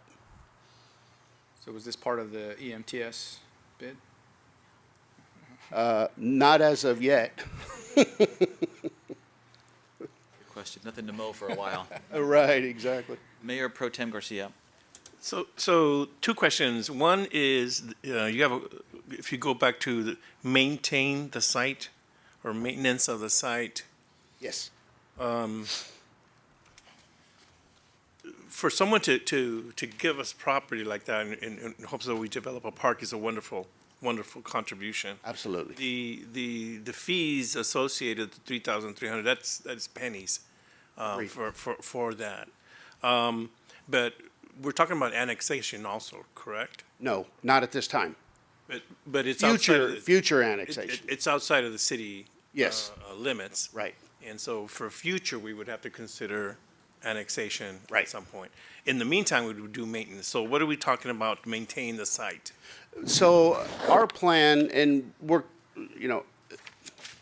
always planning ahead. Occasionally we get a little bit over our skis. I don't think we are necessarily in this instance, as we want to be prepared. So one of the first things that we would likely want to do is come up with a strategy to get rid of the structures. The neighbors that surround this particular site, they actually went to the Planning Commission meeting, and I believe all of them were in concurrence with the proposed project, but they did have some things that they wanted. One of the things that they complained about were tenants in the structures. So in an effort to be a good partner, we want to get rid of those things. The other thing, just general cleanup of the site, and then keeping the weeds down to prevent fire hazard. And we did the Planning Commission, or the Planning Department, over the last couple of years has been kind of tracking this project and been fairly involved. And they believe that, particularly with the addition of the new high school, that growth in the area of this park is attractive and likely going to take off. So we're hopeful that there will be a request to annex in the relatively near future. There aren't any wet or dry utilities, city utilities in the area as of yet, so it would make development a little bit difficult. But we do, I'm hopeful to come back to council in the very near future with an item to, provided we get the property, to begin conceptual design of what that park is actually going to look like. We feel that in order to be competitive with grant processes that we need to have basically a shovel-ready project. I agree. I think it's a very generous offer by the Pandit family. It's weird that they want to give eight acres of property and it takes over 2.5 years to get there. But I understand there was a few other roadblocks and it's not quite that easy. But still, I think a small price to pay, literally, and also to name it India Park. I think that was a very small request, and it means so much to that family. So, any other questions of Mr. Scarborough from council? Anyone from the audience wishing to speak on this item, please come forward. Seeing none, I'll bring it back to council for action. With my pleasure, I would like to approve D2 as presented. Second. It's been moved and seconded to approve item D2. All those in favor signify by saying aye. Aye. Any opposed? That motion carries unanimously. Thank you. John, thank you very much. Moving on to item D3, this is consideration of a resolution approving an agreement with Crescendo Consulting Group for preparation of the Community Development Block Grant 2020 through 2024, the 5-year consolidation plan. It's also the Citizen Participation Plan, Strategic Plan Analysis of Impediments to Fair Housing Choice, and the 2021 Annual Action Plan. Ms. Yareta. Good evening, Mr. Mayor, council members, and members of the public. My name is Yvette Iraeta. I'm the city's grants administrator. This is consideration of a resolution approving an agreement with Crescendo Consulting Group. Let's start by going over what is a consolidated plan, and I will be calling it a CON plan. The CON plan is a 5-year plan to identify priorities where HUD CDBG funds will be allocated in the upcoming 5-year cycle. Each annual action plan will be aligned to this consolidated plan. Why does city need a CON plan? The CON plan is required to continue to receive HUD CDBG funds. The CON plan is designed to help states and local jurisdictions to make data-driven and community-based investment decisions. And the CON plan process serves as a framework for community-wide dialogue to identify priorities that align funding for CDBG allocations. Therefore, staff began the procurement of professional consultant services in December and ran through late January. I wanted to identify the group that was assembled to review the proposals and to interview prospective consultants. That included myself, Vicki Crow. She was the interim finance service director through January 2020. Jorge Rojas, he's program staff in the grants department, and 2 block grant commissioners, including DJ Becker and Olga Garcia. This is how respondents were scored. First, they were scored by reviewing the RFP proposal. Crescendo Consulting Group was scored 158 points, and TDA Consulting was scored 142 points. The interviews were then also scored, and Crescendo received 222 points from the panel, and TDA Consultant received 193, totaling 380 for Crescendo Consulting and 335 for TDA Consulting. Therefore, Crescendo Consulting was determined to be the highest ranked firm. These were the 2 fee proposals submitted by both firms. Both of them coincidentally proposed $76,000. I will say that cost was not a significant factor in the overall review of the RFP and the interviews. Nevertheless, it needs to be taken into account when we have a specific budget to work with. Our budget is $60,000 unless we make a change, but we have $60,000 in the 2019-2020 budget. And staff negotiated with the highest ranked firm, which is Crescendo, to see if we could bring down the fee schedule to not to exceed $60,000, and they were agreeable to doing that. So the proposed agreement is an agreement not to exceed $60,000. And with that, I'll turn it over to the mayor and ask if there are any questions. Thank you very much for that, and great work on negotiating, by the way. Very good. You're tough. Yeah, she is. Any questions from council? Anyone from the audience wishing to speak on this?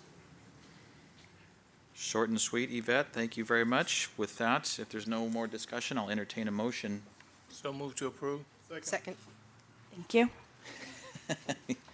It's been properly moved and seconded to approve item D3. All those in favor signify by saying aye. Aye. Any opposed? That one carries unanimously.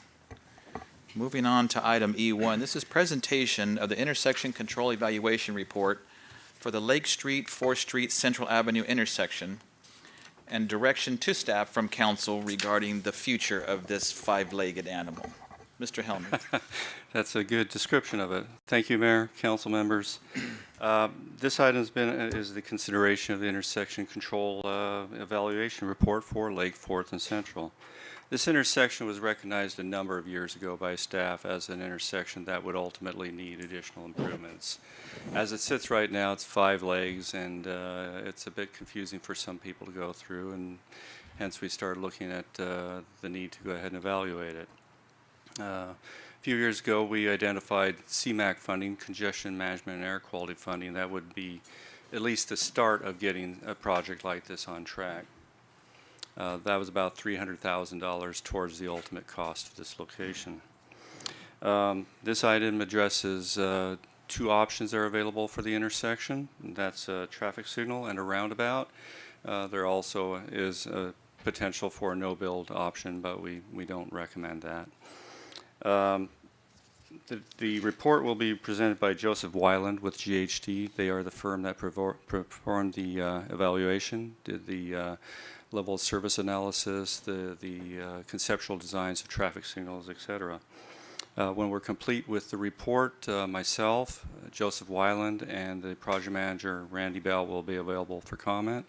And I also anticipate that there are several property owners nearby that would like to make comments tonight with regard to the options.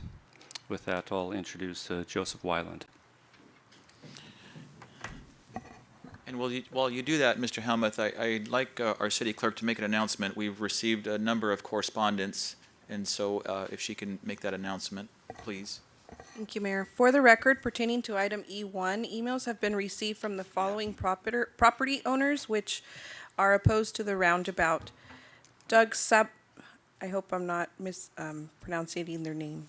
Doug Sabarit, Mike Sabarit, Jennifer Sabarit Garza, and Kim Adams. Hard copies have been provided to council. Thank you, Alicia. Mr. Weiland, please. Ready? So I'm going to consolidate in probably a little over 10 minutes, a couple of years worth of work, and hopefully if I go too fast or you have questions, let me know, because I do tend to kind of run through. What I'd like to do is just start out with a typical meeting from a consulting end with an agenda, why this project, what are the solutions, how do the 2 alternatives, we don't spend a lot of time on the no-build, but primarily the traffic signal roundabout, how do they compare, and then end with questions. The first slide, it's a little busy, but it does kind of provide kind of the background existing conditions information. I was looking at it while we were sitting here. The traffic volume image to the left, upper left, it does illustrate you know, how complex a five-legged intersection is. Looking at the volumes, and when you have time, if you can look through the individual movements, you'll notice that the primary movements are essentially between Lake Street and 4th Street to the west of the intersection. There's relatively, minor traffic movements between Central and the intersections, and if you look at the east leg of the intersection, both outgoing traffic and traffic coming in from the other legs, those volumes are generally less than 10, between 5 and 10, so very, very minor interaction with that east leg of 4th Street. Existing conditions, always stop intersection, all 5 legs. From our industry, a good level of service. Level service B is, most communities be happy with a B or C.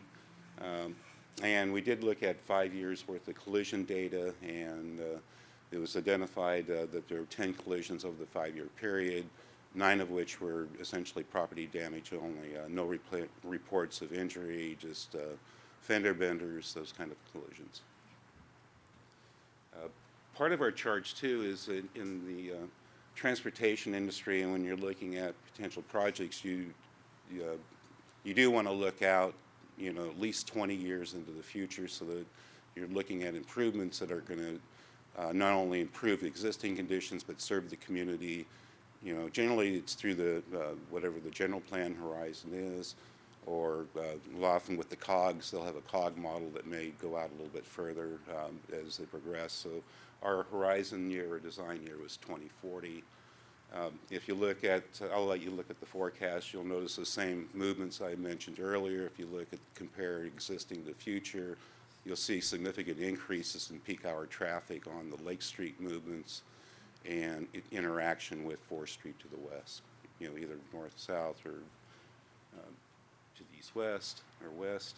And the percent increase over that roughly 23-year period, traffic entering the intersection will increase by 150% over current conditions, roughly for both AM and PM peak hours.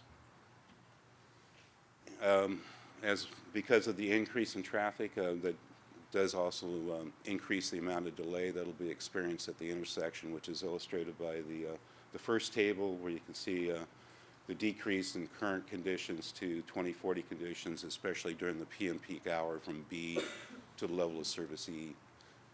Level of service E generally indicates severe congestion resulting in extended queues and other backup problems and congestion problems. I do want to point out that the city's level of service standard at this intersection is level of service D, so that E does exceed the standard. Excuse me. Go ahead. Come right over here in front. Oh. Sorry about that. For the benefit of the council, the community, can you explain AM and PM and the nuances? And then also, can you go over the level of service rankings just for the benefit, not a deep dive, but just to differentiate between A and E? Let me go back. Peak hour, AM and PM peak hour in our industry. AM peak hour, typically we'll do traffic counts between 7 a.m. and 9 a.m. in the morning and 4 p.m. to 6 p.m. in the afternoon to capture the morning commute traffic, which is typically higher than midday, and then the afternoon commute traffic. Based on those 2-hour counts, the peak 1 hour is identified, and that's used for analysis in both the AM and the PM. That's traffic. To explain level of service and the nuances between the level of service grades, there's a long table in the report that gives you a more specific explanation, but essentially level of service A signifies pretty much free flow traffic conditions, very little delay. At this intersection, if you went out there at 9 o'clock in the evening, in very little traffic, you come to your stop, always stop, you look, and you have the opportunity almost immediately to make your movement. That's very little delay. That would represent level service A. Level service B would be, there's more congestion. On individual movements, you are having to wait longer, typically from, I think B can range between 10 to 15 or 10 to 20 seconds of delay per vehicle. So there is more delay that's introduced. Level of service D. Oh man, I can look at it. Yeah, I'm pretty close. I had this almost by memory. Level of service D, C, they call it stable flow. Again, it's generally acceptable, but delays are continuing to increase to the 20 to 30 second range per vehicle. D is sometimes you get unstable flows, traffic flows. Again, delays increase 40 to 50 minutes or seconds per vehicle. And then level of service E is considered unstable flow. Again, delays keep increasing.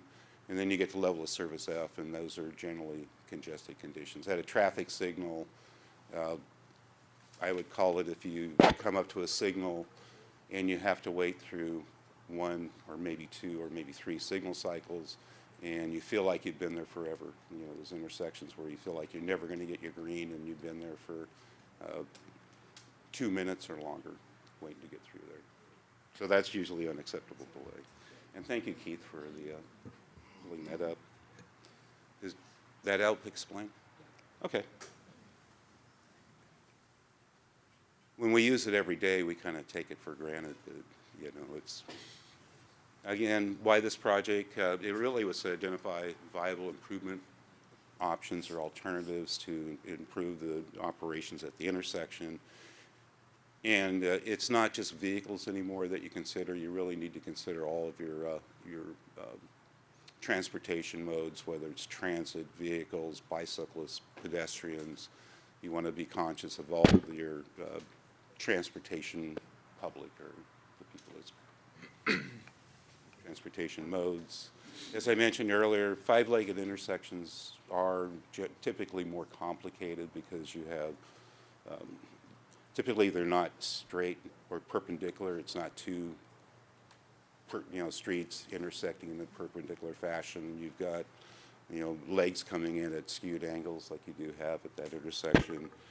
And so it did present some unique design challenges, and that's when we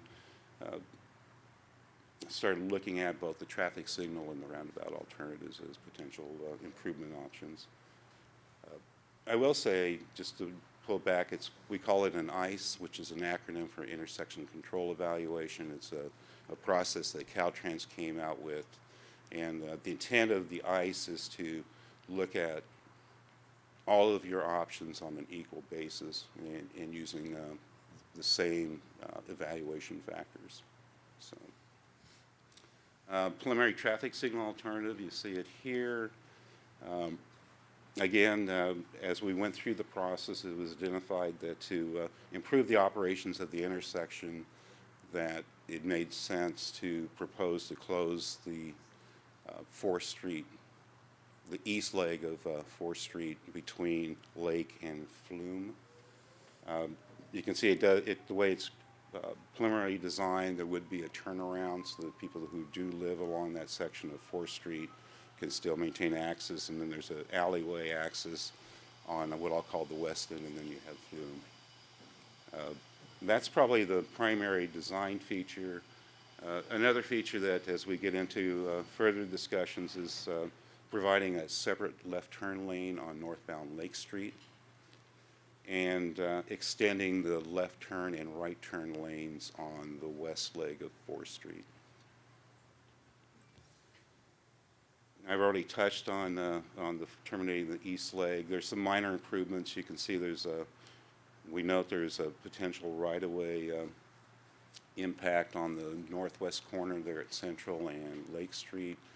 That would be primarily to reconstruct the curb return to get more of a standard curb return to assist the right turn movement from southbound Lake to westbound Central.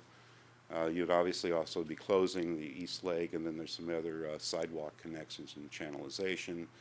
But the primary feature, which impacts the on-street parking, is the extension of a separate northbound left turn lane on Lake and the extension of the left turn and right turn lanes on the 4th Street west leg approach.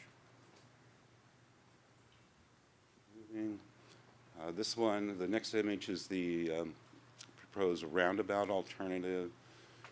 Significantly bigger footprint, significantly more physical improvements. Again, we would look at, consistent with the traffic signal alternative, closing the one leg of 4th Street. To make the roundabout work, there's a very specific design guidelines that are published by that are national publications, and basically it's a roundabout design guide that we use, everybody who designs roundabouts use, and it's used by state and federal agencies. So there are very specific design requirements, and the footprint that you see meets those design requirements, but it does result in some significant potential impacts, both in right-of-way to 6 properties, which is shown here. Blow up with 3 of the properties, potentially the impacts being significant enough that they potentially could be full takes, both for right-of-way and view angle. And a significant increase in the on-street parking loss, or potential on-street parking loss, from 34 with the traffic signal alternative to up to 62 or more with the roundabout. Essentially, the on-street parking losses will be in the areas where you have your splitter islands and the channelization required for the roundabouts to be installed. Before I move on to the other ones, just because it's the alternatives comparison, I do want to summarize the traffic signal alternative. One property with some minor right-of-way take, or potential right-of-way take, to construct the curb return, up to 34 on-street parking spaces that could be lost. A roundabout alternative, 6 properties or parcels that potentially have right-of-way impacts, with 3 of them even possibly being full takes, and 62 parking spaces. There are other factors that we do look at when you're comparing, especially when you're comparing roundabouts and traffic signals, and one of them is overall intersection safety. This particular graphic that's on board, the red dots show vehicle conflict points with a roundabout on the left, and you can see the red dots, potential vehicle conflicts for a standard 4-way intersection on the right. 8 conflict points with the roundabout, and up to 32 conflict points with a standard 4-way intersection. Same for pedestrians. The yellow box, those are potential vehicle pedestrian conflict points. Roundabout 8, traffic signal up to 24 vehicle pedestrian conflict points. Now we're starting to get into statistics.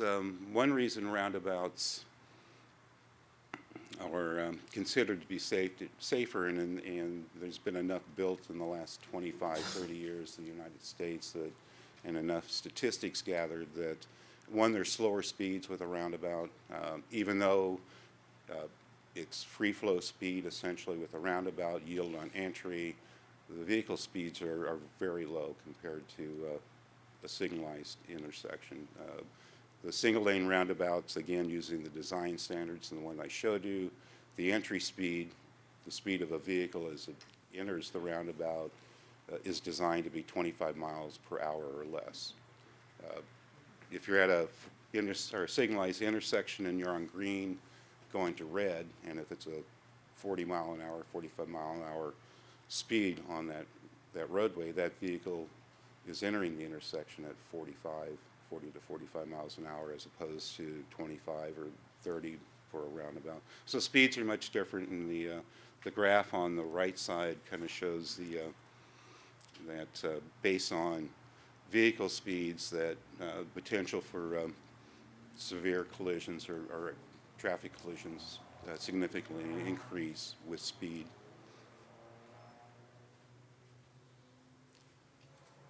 This particular slide is again based on statistics, and shows the overall reductions that have been noted with roundabouts just in general. the ones we typically focus on are the injury, fatality, and pedestrian collisions. I mean, it's a significant reduction in injury and fatality collisions because of the type of collisions between a standard intersection, which again, often you'll see head-on broadside type collisions, very severe, to where a roundabout, because of the way it's designed, it's often either a side swipe or a rear end type collision. So the accident severity decreases significantly.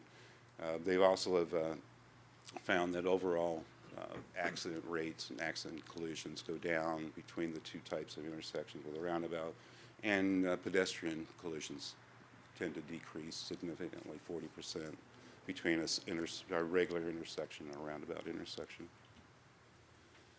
Pedestrians at a typical intersection, I won't spend too much time, but typically wider street, 3 directions of traffic typically on any movement. You'd have a right turn, potentially a through movement, and a left turn. In vehicle movements in conflict with the pedestrian move at any one time. Roundabouts tend to be shorter crossings. You're not crossing the entire street or entire approach at one time. There are those refuge areas, number 6, that you see there. Those are guided crossings. Number 3 is your pedestrian refuges. So a pedestrian is really only any approach that they cross. They just need to be aware on the first leg of that vehicle that's approaching from the direction that they're crossing. They get to the splitter island, and then if they make the other approach, then they just have to focus on the other direction of the vehicle that's approaching the intersection. Not be conscious of multiple vehicles within a standard intersection. Let's see. And there's other safety features that are designed into it for vehicle visibility of the pedestrian crossings as the vehicle's approaching too from their direction, their approach. Again, how do they compare? I won't go into, we've talked about conflict points, but the graph on the right shows you basically the chance of death if hit by a motor vehicle between a roundabout and a standard intersection, and it's significant decreases. And again, a lot of that's based on speed, the speed of the vehicle as you move through the intersection. Back to capacity, intersection capacity. This graphic and the table there just shows the no project focused primarily on the 2040, which no project would essentially be maintain the always stop control at all 5 intersection approaches to the traffic signal and the roundabout at the end. And you can generally see, especially during the PM peak hour, the decrease in delay and improvement in level of service as you go from no build to traffic signal to roundabout, with the roundabout being the lowest. Another one of those considerations, especially in the ICE process when you're moving forward, is environmental, and that generally has to do with reductions in vehicle emissions and improvement in air quality. And again, because with roundabouts, the vehicles are generally in constant motion, there tends to be, the studies have shown that there's significant reductions in noxious gases and carbon monoxides than compared to standard intersections. This is the last slide. This is kind of what people like to see. It's kind of an overall view of how the alternatives compare. And on the first line, the initial costs, and it comes back to what we were talking about, or I was talking about earlier on, it is found that roundabouts, and when you only consider your initial costs, which are your construction costs and any right-of-way costs, tend to be roundabouts are generally much more expensive than a standard signalized intersection, and a lot of that is the construction costs tend to be higher, but right-of-way acquisition, right-of-way impacts generally are significantly higher.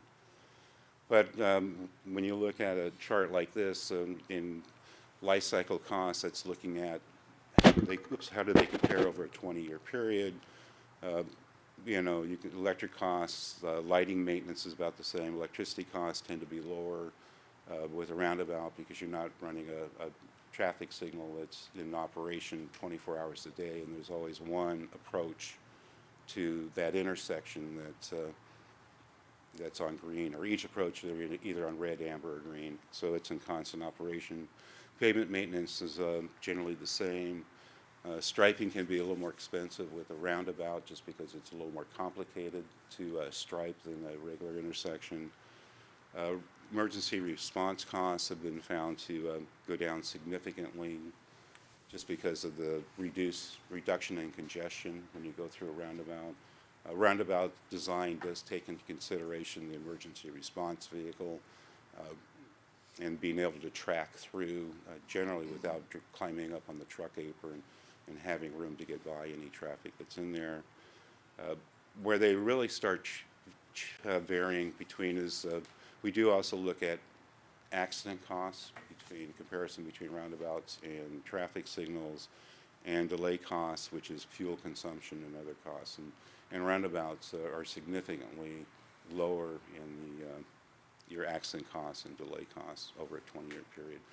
So I think there was a table that was provided in the report itself towards the very end that kind of quantified the cost for each of these. And if you look at that table, when you look at it from that perspective, I think the cost difference, life cycle cost, was only a few $100,000 difference between the two alternatives. And with that, I will go to questions. Hopefully I didn't bore you too much. Not at all. Very informative, Mr. Wyland. Thank you very much. I'll ask my colleagues if there's any questions of Mr. Wyland about his report. Yeah, just one. Sure, of course, Question Councilman I have, Rodriguez. just curiosity is, if you have a roundabout, why would you shut the leg off of 4th Street? Why wouldn't that be opened? Again, it really comes back to the same reason that we considered it with the traffic signals. We did initially look at and do a preliminary design for a 5-legged roundabout. And with that additional lane, you know, and you're adding those movements to the intersection, roundabout intersection, it actually required a bigger central diameter. You know, the diameter of the roundabout is edge to edge, and I think typically you want to be about 110 to 120 feet on your diameter. When you add another leg to the roundabout, because you have to accommodate those movements and the sight distance and everything else, it basically needed a bigger diameter. So the same properties that 5 or 6 properties that are impacted with the current design, the right-of-way impacts were actually greater with a 5-legged roundabout. So I think that was a decision the city made early on, and you can correct me if I'm wrong. That's one reason. The other was Flume was already closed. Mm-hmm. And that comes back. Yeah, and the other reason was that. Go ahead.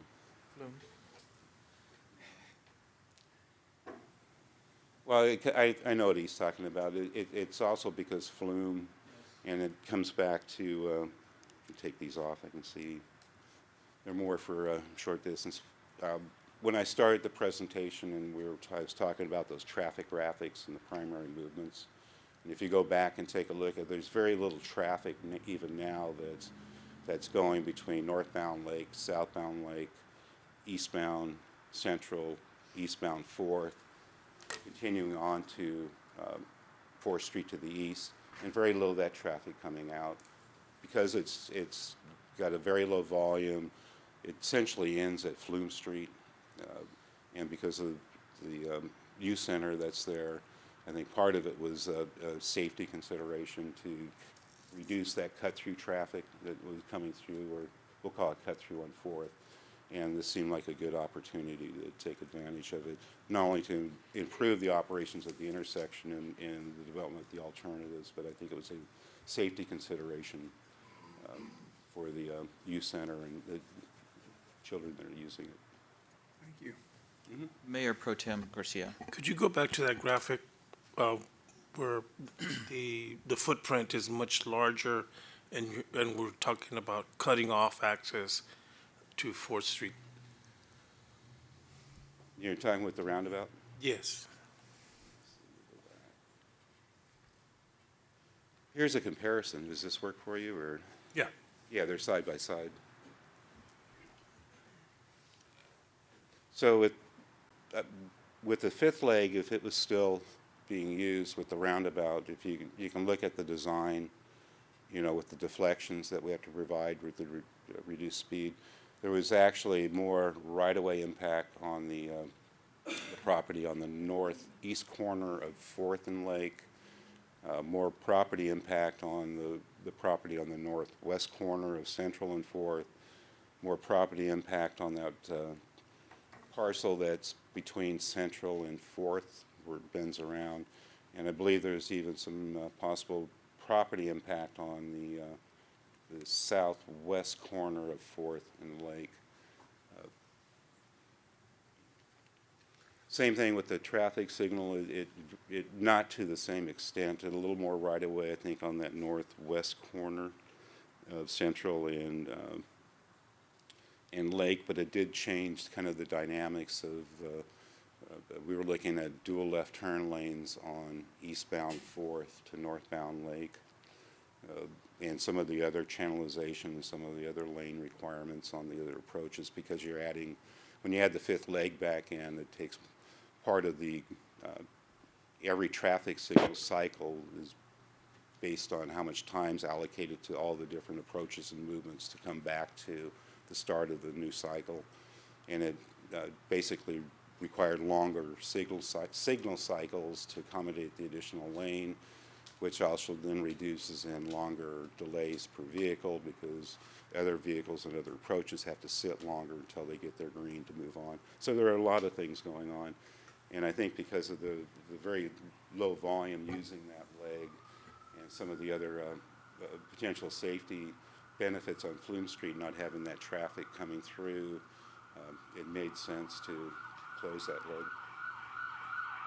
Correct me if I'm wrong, Keith. I'm sorry, I was just writing notes, so it's, Huh? I was just writing notes, I agree, though. Okay. Anyway, that was the thought process. We did start out looking at, as the project started, we did start with 5 legs signal, 5 legs roundabout, and as we went through the process, it made sense to go with the 4 legs on both alternatives with the closure of the street, that one street. Okay? So it does impact the property owners significantly to have a roundabout in that area. Then you would be proposing closing 4th to access for traffic, which has already been done on. It's proposed with both alternatives to close that approach, the 4th, that east leg of 4th Street. No, it has a benefit for both alternatives with that that one approach closed. I can maybe describe it a different way, at least the way that comes to my head. With a traffic signal and a fifth leg, it does add, from what Joseph said, more time, additional cycles. So every time you want to go ahead and provide a green to a side street or main street approach, you add that green and you give enough time to allow vehicles to go ahead and get through the light, then you move to the next one. But because at normal intersections, you're used to seeing two opposing lefts going at the same time, or 2 throughs. But with this intersection, we don't necessarily have that luxury. Because of the awkwardness of the intersection, we're really only doing 1 leg at a time. Correct, Joseph? Correct. So you're doing 1 leg at a time. That's a loss of efficiency. When you add that fifth leg in, the loss gets to be even greater. So that's one reason to go ahead and get rid of the fifth leg for the traffic signal. In terms of the roundabout, it did have greater right-of-way impacts from what I recall. Yeah, kind of, I guess a better way to, well, one way to illustrate it is that phase diagram that you can see on the traffic signal alternative. It's right there. It kind of illustrates what I was trying to say and what Keith was saying. That's, you know, with the intersection layout the way it is, each of those phases has green time, amber or yellow time and all red time assigned to each phase. So the more phases you add, because you have more approaches, you're also allocating that time to those additional phases. It makes sense to me after 30 years of doing this kind of work. It's sometimes hard to explain. Other questions? Mayor Pro Tem. Councilman Hawley. Yes, my question is, so either way we go, we put a roundabout in, or if we put lights in, we're still closing off 4th Street off of Fume. That's the proposal, yes. So that means they will open Fume back up and they'll be going through the alley to, Yeah, what we would do is, if this proposal is accepted, 4th would be closed on the east leg to the intersection, and the barricades that currently exist at the youth center, those would be removed. So the property owners who take access from the alley, they would have the option of us taking the barricade down on the alley, or leaving it in place, but they would have the ability to exit back out through Flume over to 5th Street, and then get to where they're going. With the barricades were put in place because we had a number of people who were going through there, cutting across from Yosemite and I guess Lake in that area. That when the county facilities let out at the end of the day, they were using Lake Street as a shortcut. Flume as a shortcut.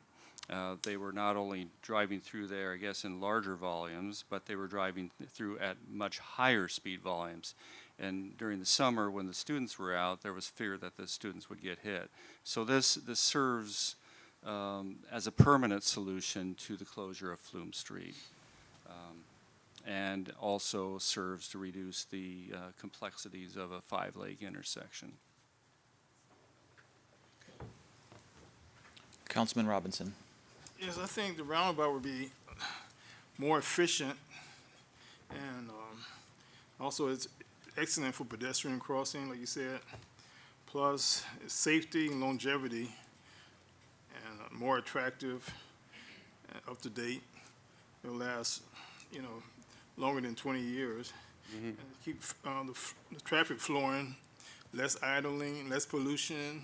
I think it's excellent. Well, that's kind of the decision. I think that our charge was to do the evaluation, develop the information, the footprints. We do provide, which is consistent with the ICE policy, our recommendation. But our recommendation is looking at all the criteria from costs, right-of-way,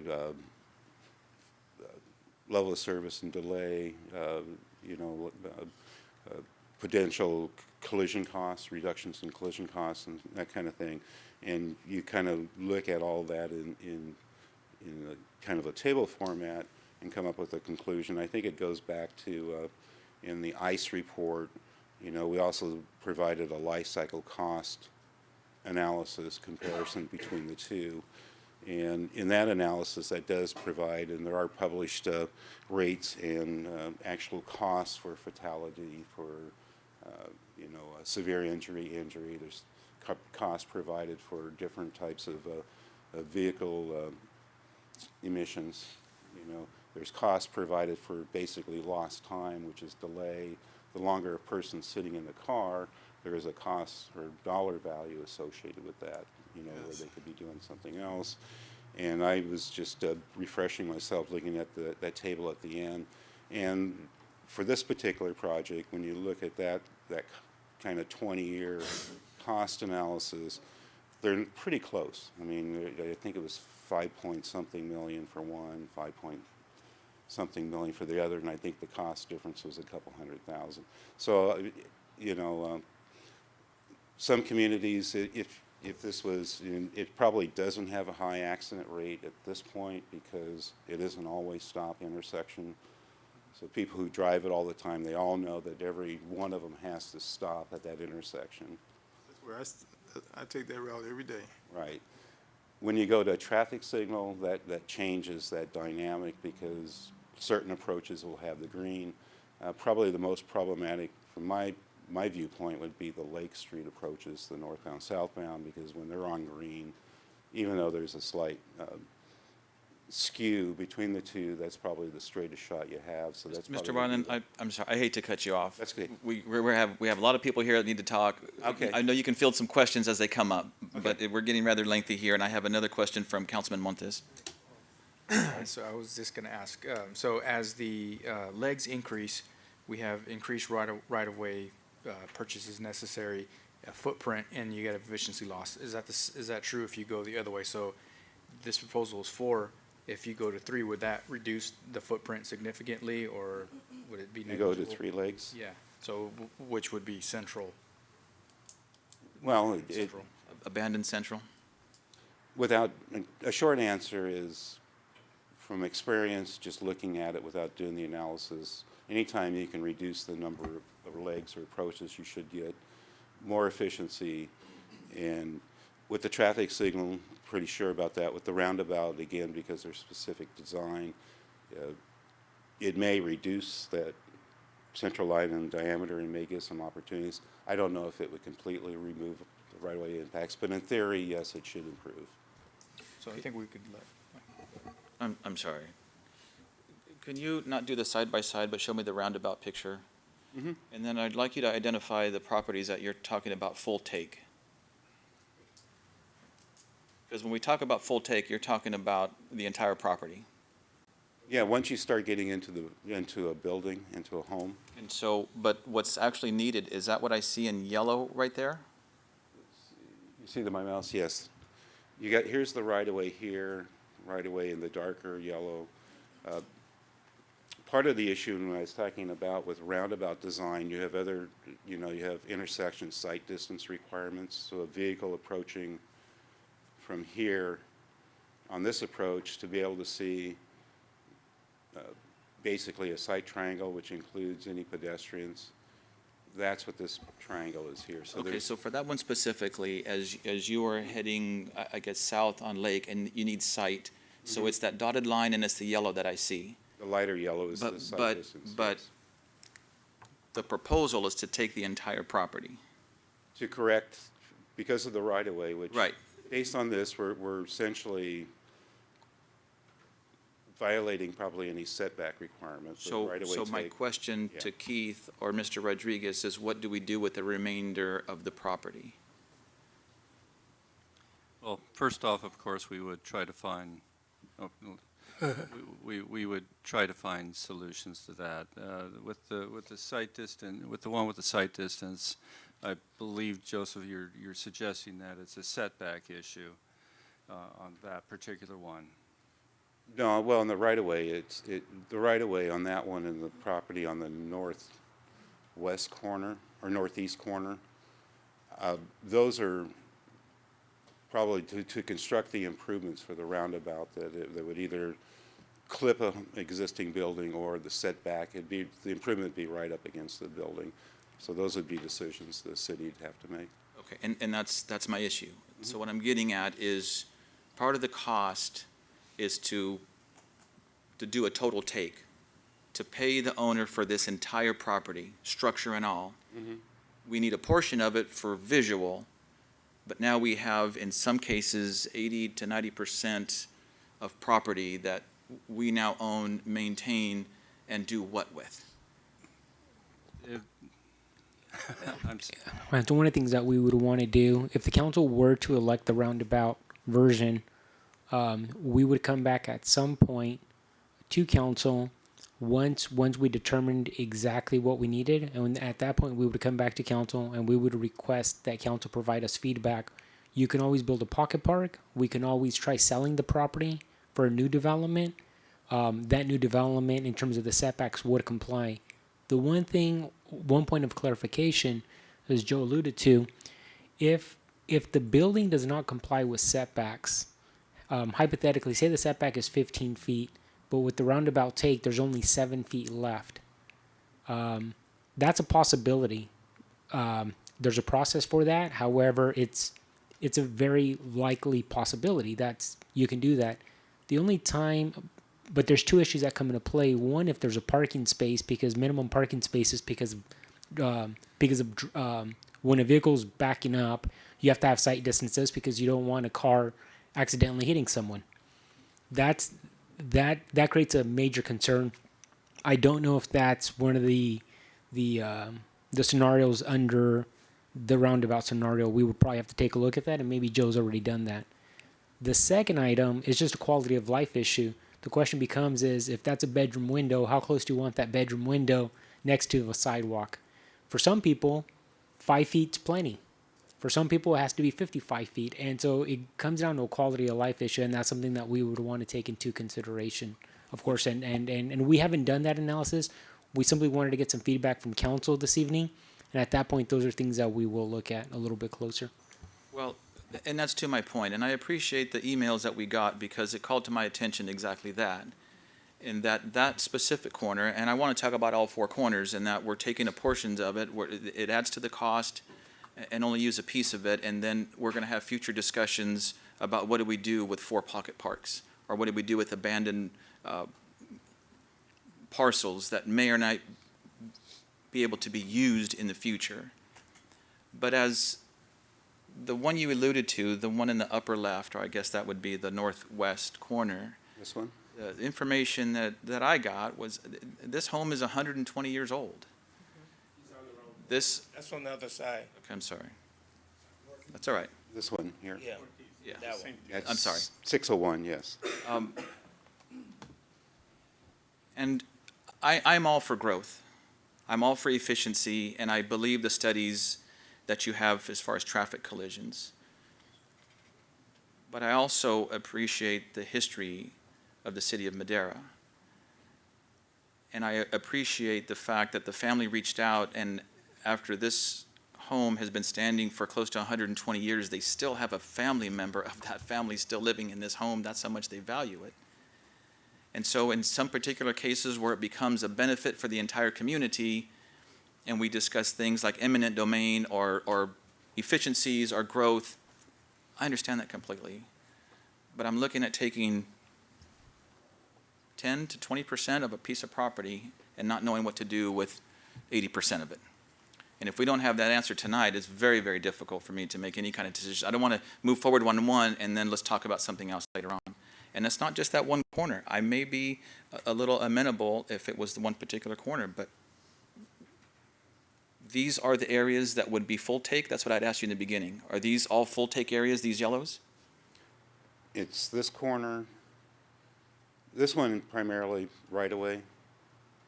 It's this corner, northeast, northwest, and this corner here.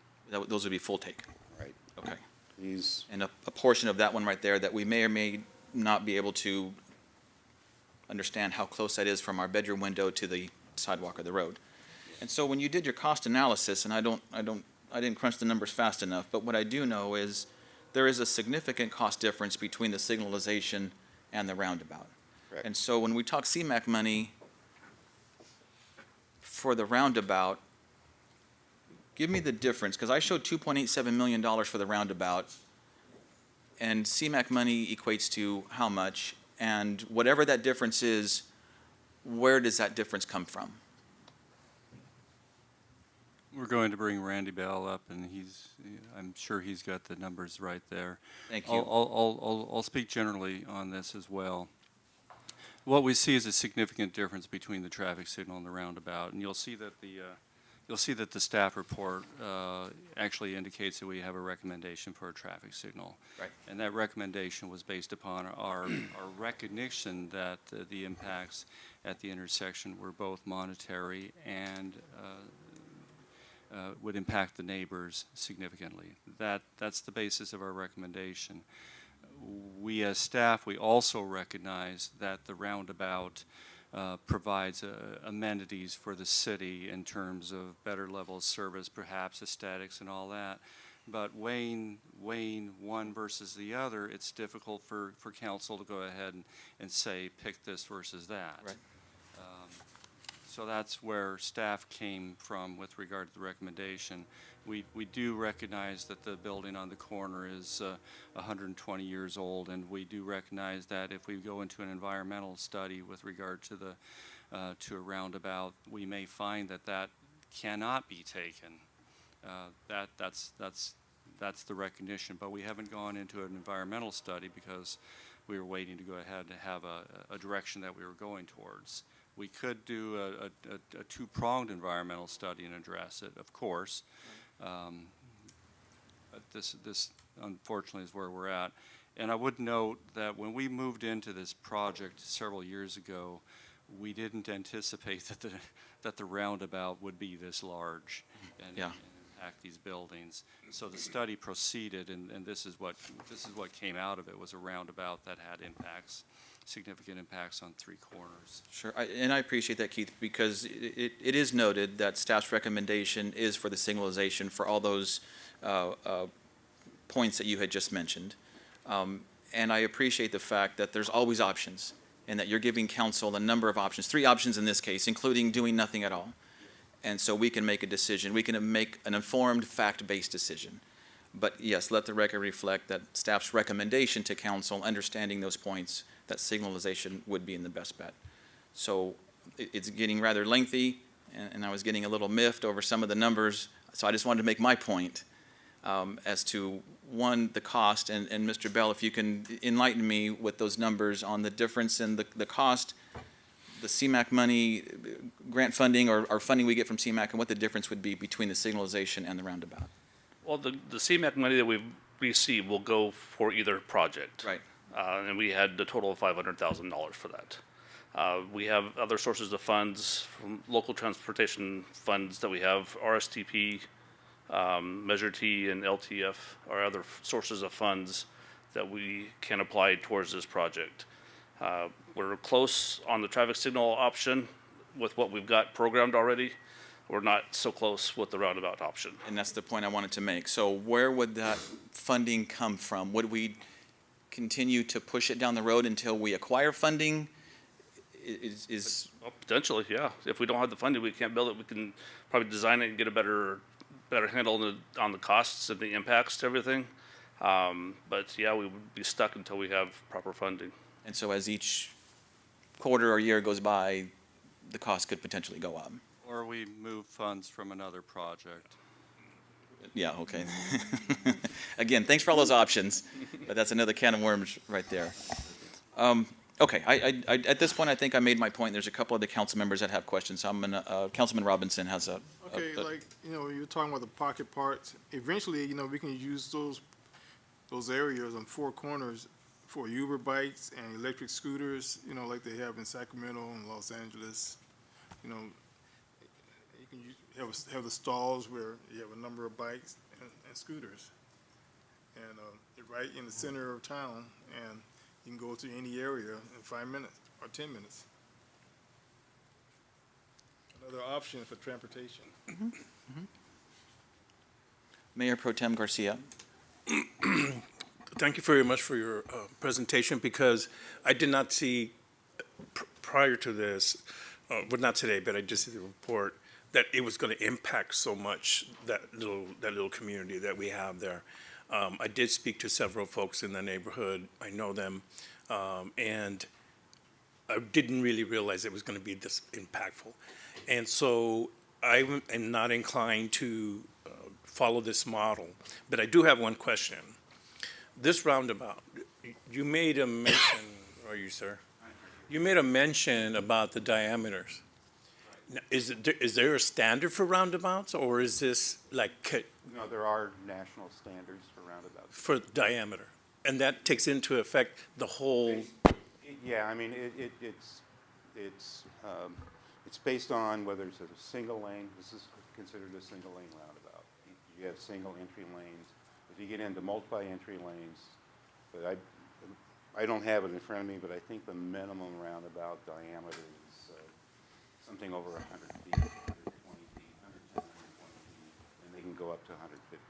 So my point is, I've seen roundabouts, but they're not on the same size. But it depends on the circumstances where they're at. So there's no way that I could say, well, I saw a roundabout and it was smaller than this, and why don't we do that?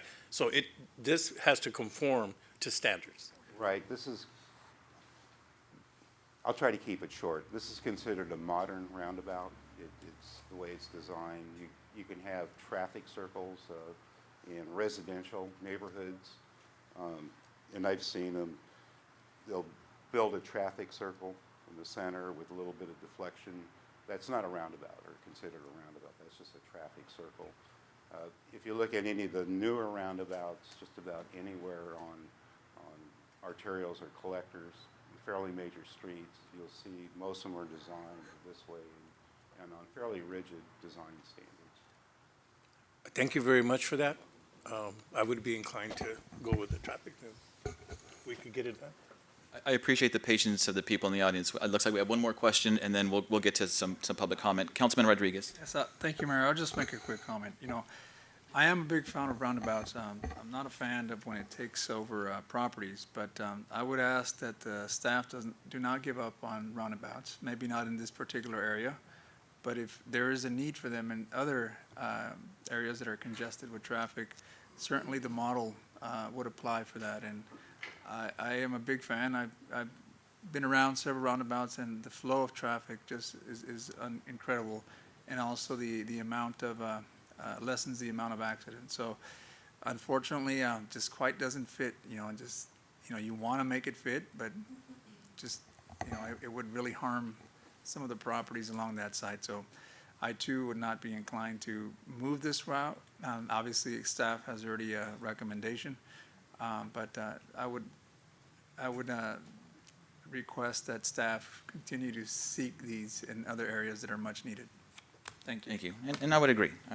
There are efficiencies in their studies, and I would agree with that comment. At this time, I'm going to ask if there's anyone in the public that would like to come up and speak on this particular project. Please come forward.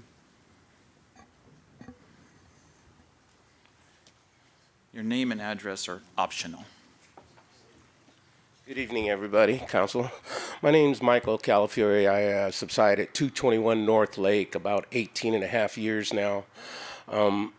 With them closing that 4th Street there, going up towards Swimming Pool Park, has cut the accidents way down. I mean, it has slowed it way up.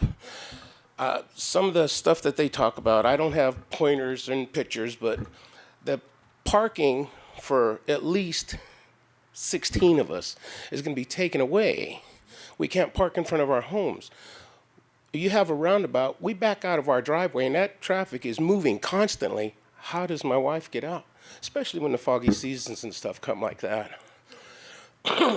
I agree with growth and everything also, but I've repeatedly asked these folks for some kind of study on safety for the people there, and I just get shoved to the side and back to the roundabout. They always go back to that roundabout. And a signal would be fine, but since they've closed 4th Street for that traffic going around by Swimming Pool Park, it has cut down a lot of the accidents on that corner and so forth. Because it is true, when the welfare would let out, they would come through the alley so fast we couldn't sit in our yard and breathe. And then that 4th Street coming around over there, that was a racetrack. The little girl in the apartments almost got hit, and that's what got me started to get the alley blocked on one end so they can't come through. That was me. And I just want to thank you for your time. Thank you, Michael, and I want to thank you for being involved with Neighborhood Watch. We had Neighborhood Watch out there at the John Wells Center, and it was you and a number of people, Mr. Hatfield and others, that expressed your concern, because when we did cut off Flume, they were flying through the alley. You have garbage pickup through there, so we put a gate so that garbage could still go through. Yes. But once we did that, and I can see the can of worms that may It happen. has changed 300%, not just 1 or 2, 300%. And I thank you again. You're welcome. Anyone else like to speak on this particular item, please come forward.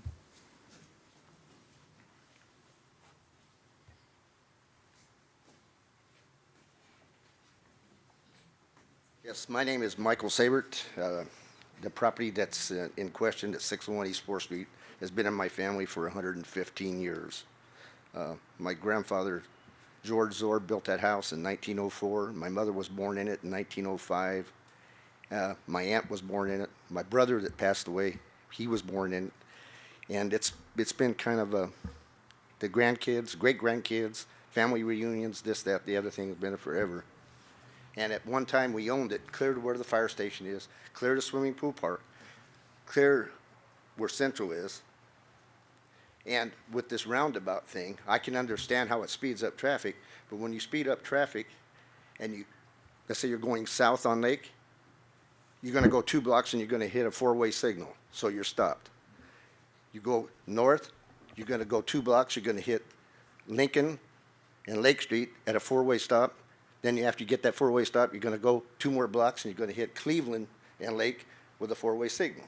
So I don't see what the roundabout would accomplish as far as speeding up traffic other just in that perimeter. Thank you, sir. I'm sorry, I don't know if you got the email or not. I do have a copy here. I think all you people will receive it. This is an actual working 5-point intersection in the city of Atwater that the only thing you can't do, you can't make right-hand turns on red. They have to be on green. And I think the battalion chief here, he's familiar with that intersection in Atwater also. So you might want to consider this. And it's been, in effect, working for over 30 years in the city of Atwater, and it's a very congested area. If you want to leave that with our clerk, sir? Yes? Yes. We got one. Okay. Thank you. We got one. Anyone else wishing to speak, please come forward. Oh, one other Oh, I'm thing. sorry, please go right One other ahead. thing, too. The other thing, by closing off 4th Street, you have 4 homes that are still there.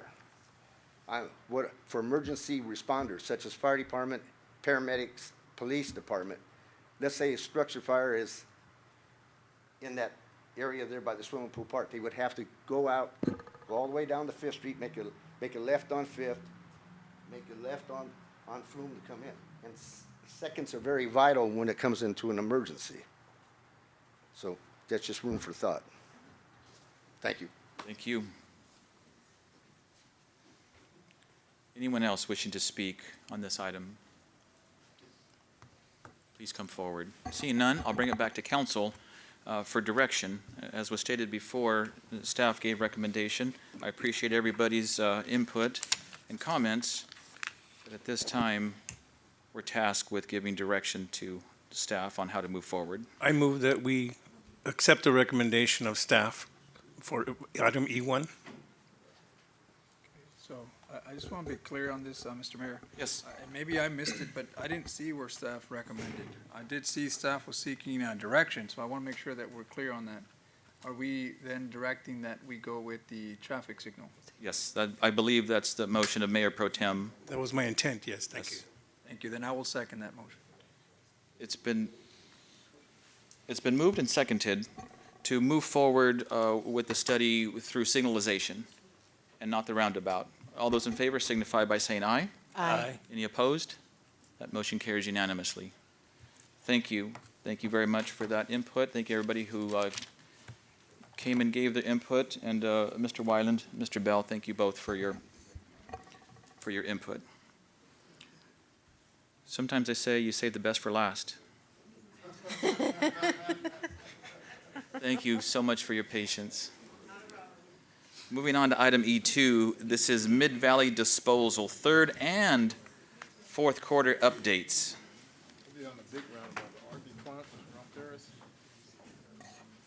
Ms. Kwok, always good to see you. Thank you, Mr. Mayor, Council. Tonight, oh, she's got it. Okay.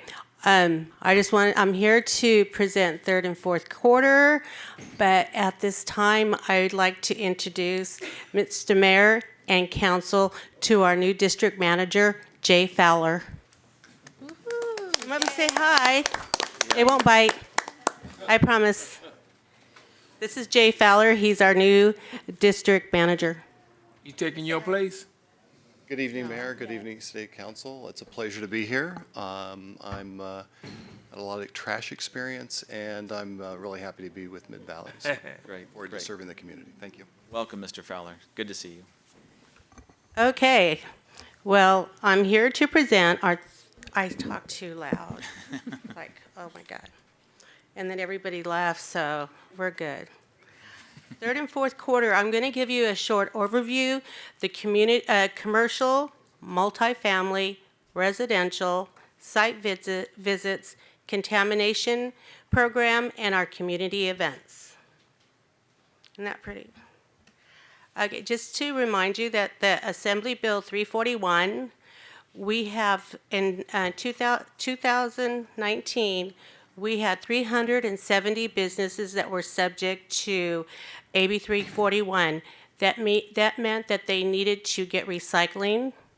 So with the help of the city staff that sent out letters to residents, us visiting each customer, we are now at 91% compliant with our commercial accounts with recycling.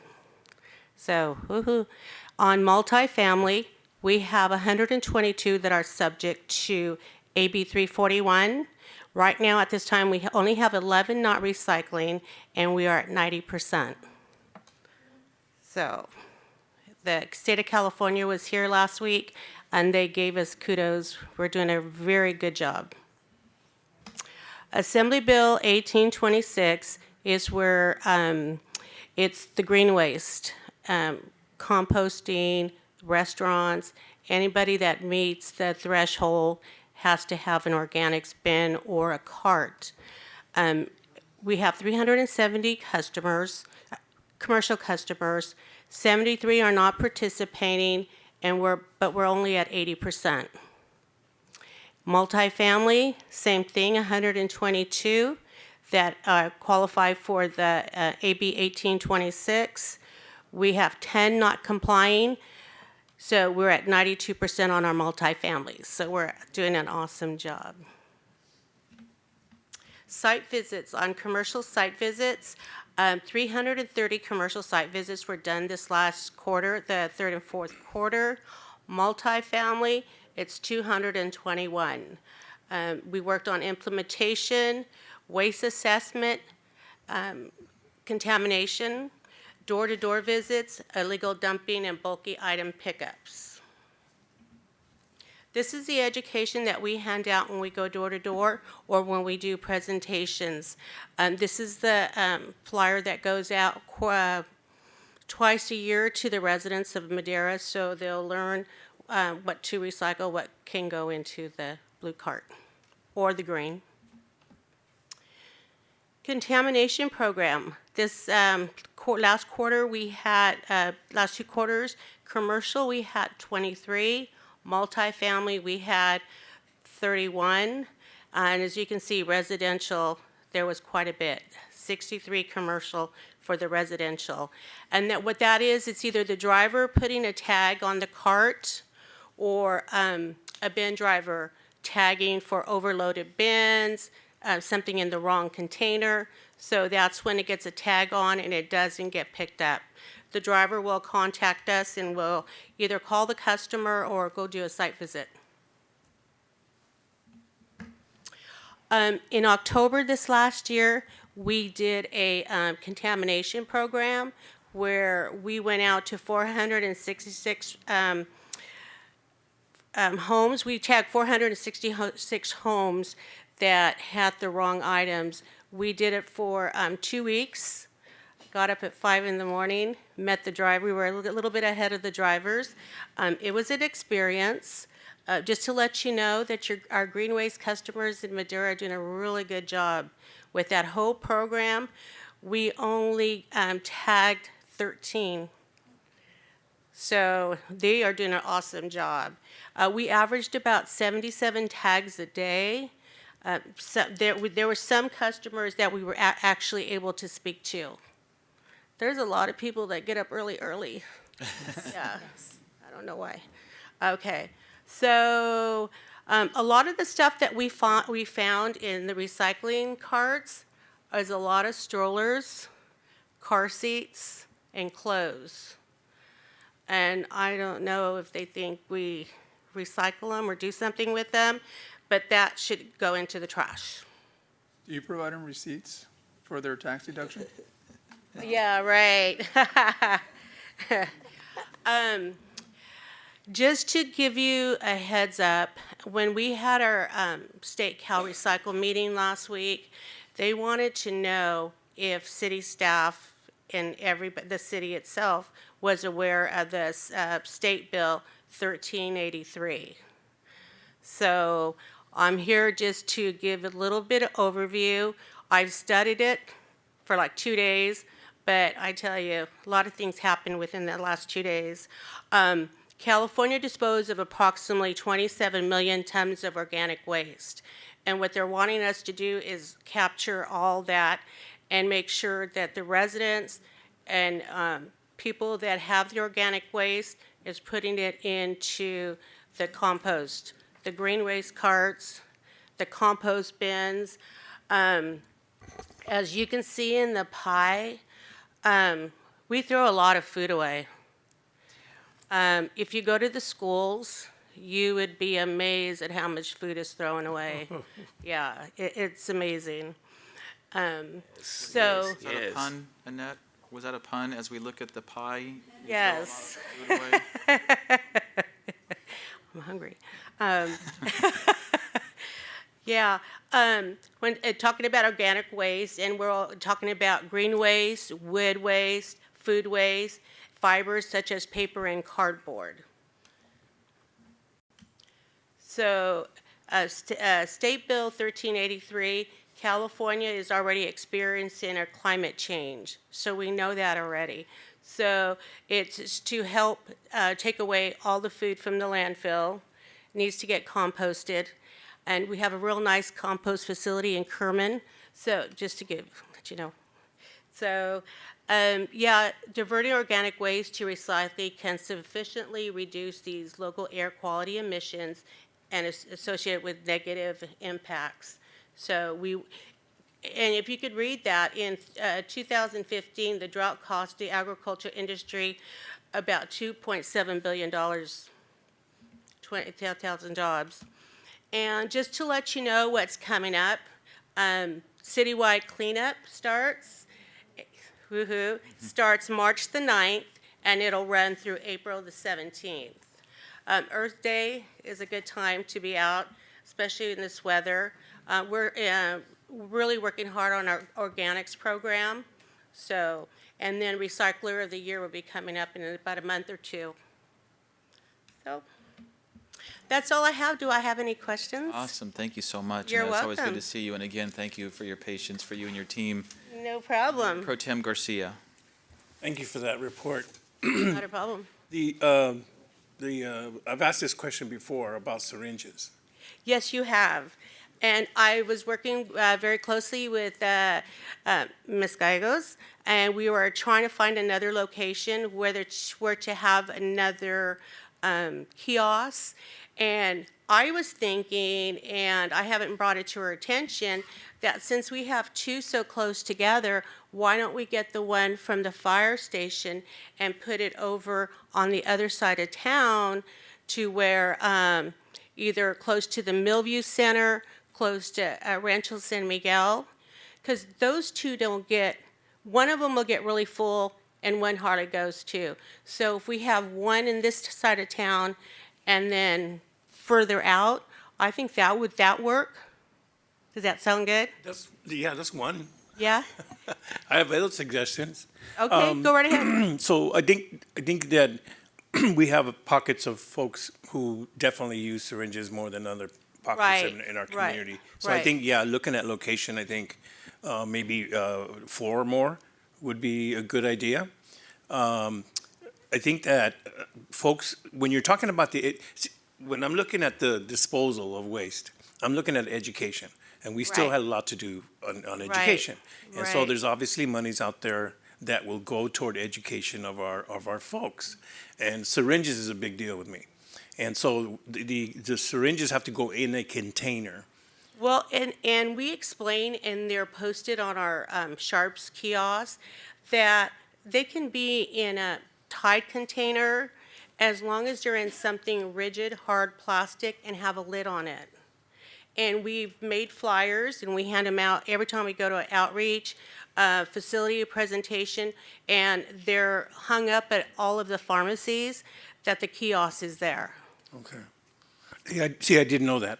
About the containers, I thought it would have to be in the Sharps No. container, I think it's called. No, it's a Sharps container. It's a medical container that you can purchase know like which at ones. CVS, Walmart. But you could put it in a Tide, a Downy, anything that's rigid and has a lid to close. I had the benefit of going to a League of Cities conference, and one of the communities, I can't remember which one it was, they had some kind of visual on top of the lid of the container, and it showed what you could put in there and what not. So like one of the things that you're saying, big thing is food or clothing, that doesn't go in that container. So Right. just different ways that we can reduce our carbon footprint, in our Right. communities. And I think it helps when we send out those flyers periodically. We send them out, I think in the spring and in the fall. And people come up to me and tell me they really appreciate that being sent in the utility bill. Thank you. You're welcome. Any other questions? Doesn't seem like it, Annette. Okay. Yeah. All right. Got off Okay. easy. Thank you very much. You're welcome. Thank you. Good night. We look forward to that curbside cleanup too. It's always great for our community. Yes, thank you. We get so much garbage. Yeah. Yeah. Moving on to council member reports, announcements, and future agenda items. This portion of the meeting is reserved for the mayor and council members to make brief reports on boards, committees, and other public agencies and at public events. Also to request updates and to initiate future agenda items, and also to take matters on matters initiated under this section of the agenda. So I'll ask at this time if there's, I won't ask. I will ask Councilman Robinson for his report. Yes, I attended the League of City General Meeting last Thursday in Fowler, and the topic was the Census 2020. And so, and also I gave an overview of the housing, economic, and community meeting I had in Sacramento. That's about it. Great, thank you. Councilwoman Gallegos. Nothing to report. Mayor Pro Tem Garcia. Arnoldo, could you help me with this regarding the census and what our participation is as far as materials and banner, et cetera? Yes. So one of the things that we're going to be doing to support the census efforts is that the city's going to be, we placed the sign over Yosemite Avenue Friday, if memory serves me correctly. We're also going to be hanging one up at City Hall, kind of right outside of City Hall. We've also, for the last two utility bills, we've included a language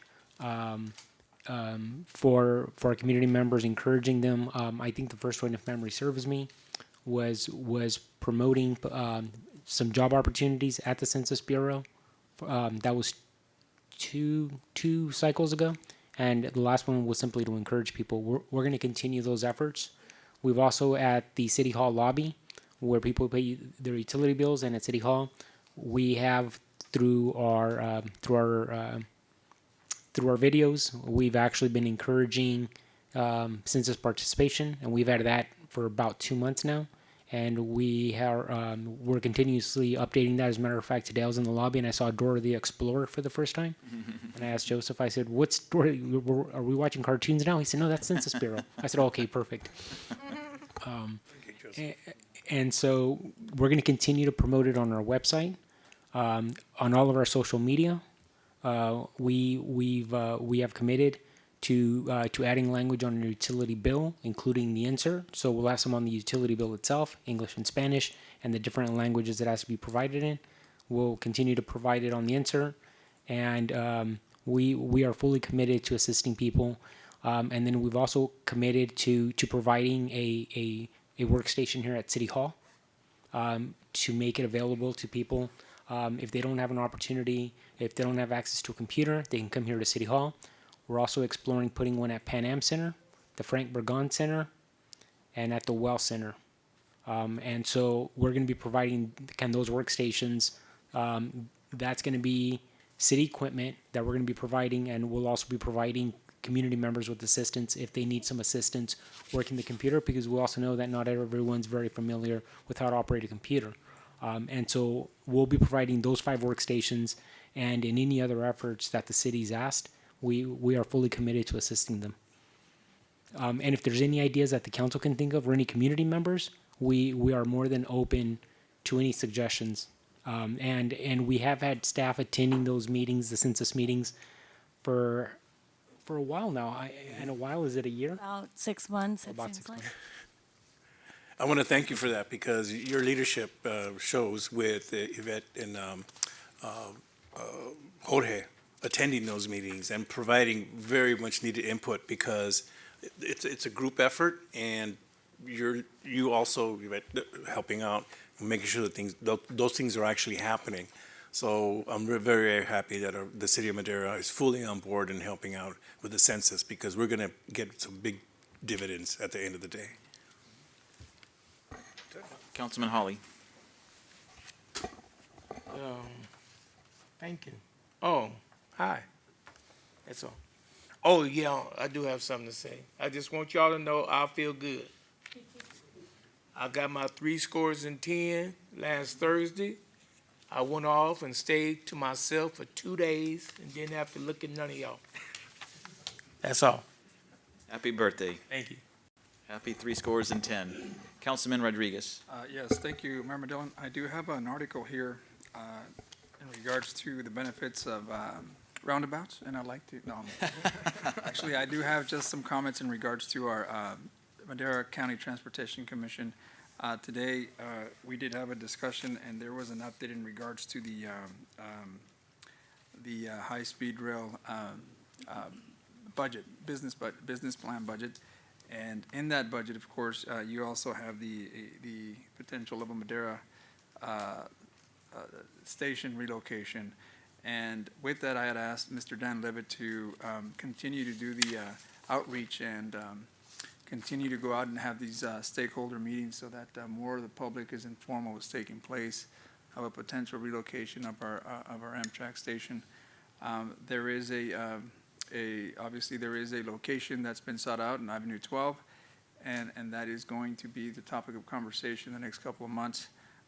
They did draw out a timeline of when these stakeholder meetings will take place, and I hope that we can have that done here at the city council as well. But I'll keep you guys apprised with that and let you know where we're at with that. So thank you, Mr. Mayor. Thank you very much. And Councilman Montes. I just have, for CAPMC, I asked for the point-in-time count numbers, and they were not able to report anything, but they are working on it. So as soon as I find out what they are, it's going to be a little bit lower, I'll let council know. Thank you very much for that update. I think last year was around May or so that they came out with those numbers. But yeah, we're looking forward to seeing what they are. And I have nothing to report. Just thank you, everybody, for being here with us this evening. And with that, I will ask Hilda to make an announcement for closed session. Thank you. Thank you, Mayor. In closed session, we have G1 liability claim pursuant to Government Code Section 54956.95, agency claimed against City of Madera, claimant Eva Solis Garza. G2, conference with legal counsel, existing litigation pursuant to Government Code 54956.9 D1, name of case MCA 1803 LLC versus City of Madera. G3, public employee performance evaluation per Government Code Section 54957B1, title City Clerk. G4, public employee performance evaluation per Government Code Section 5497B1, title City Attorney. And we also have a Housing Authority item for closed session, public employee appointment per Government Code Section 54957, title Interim Executive Director. Thank you, Hilda, and good evening, everybody.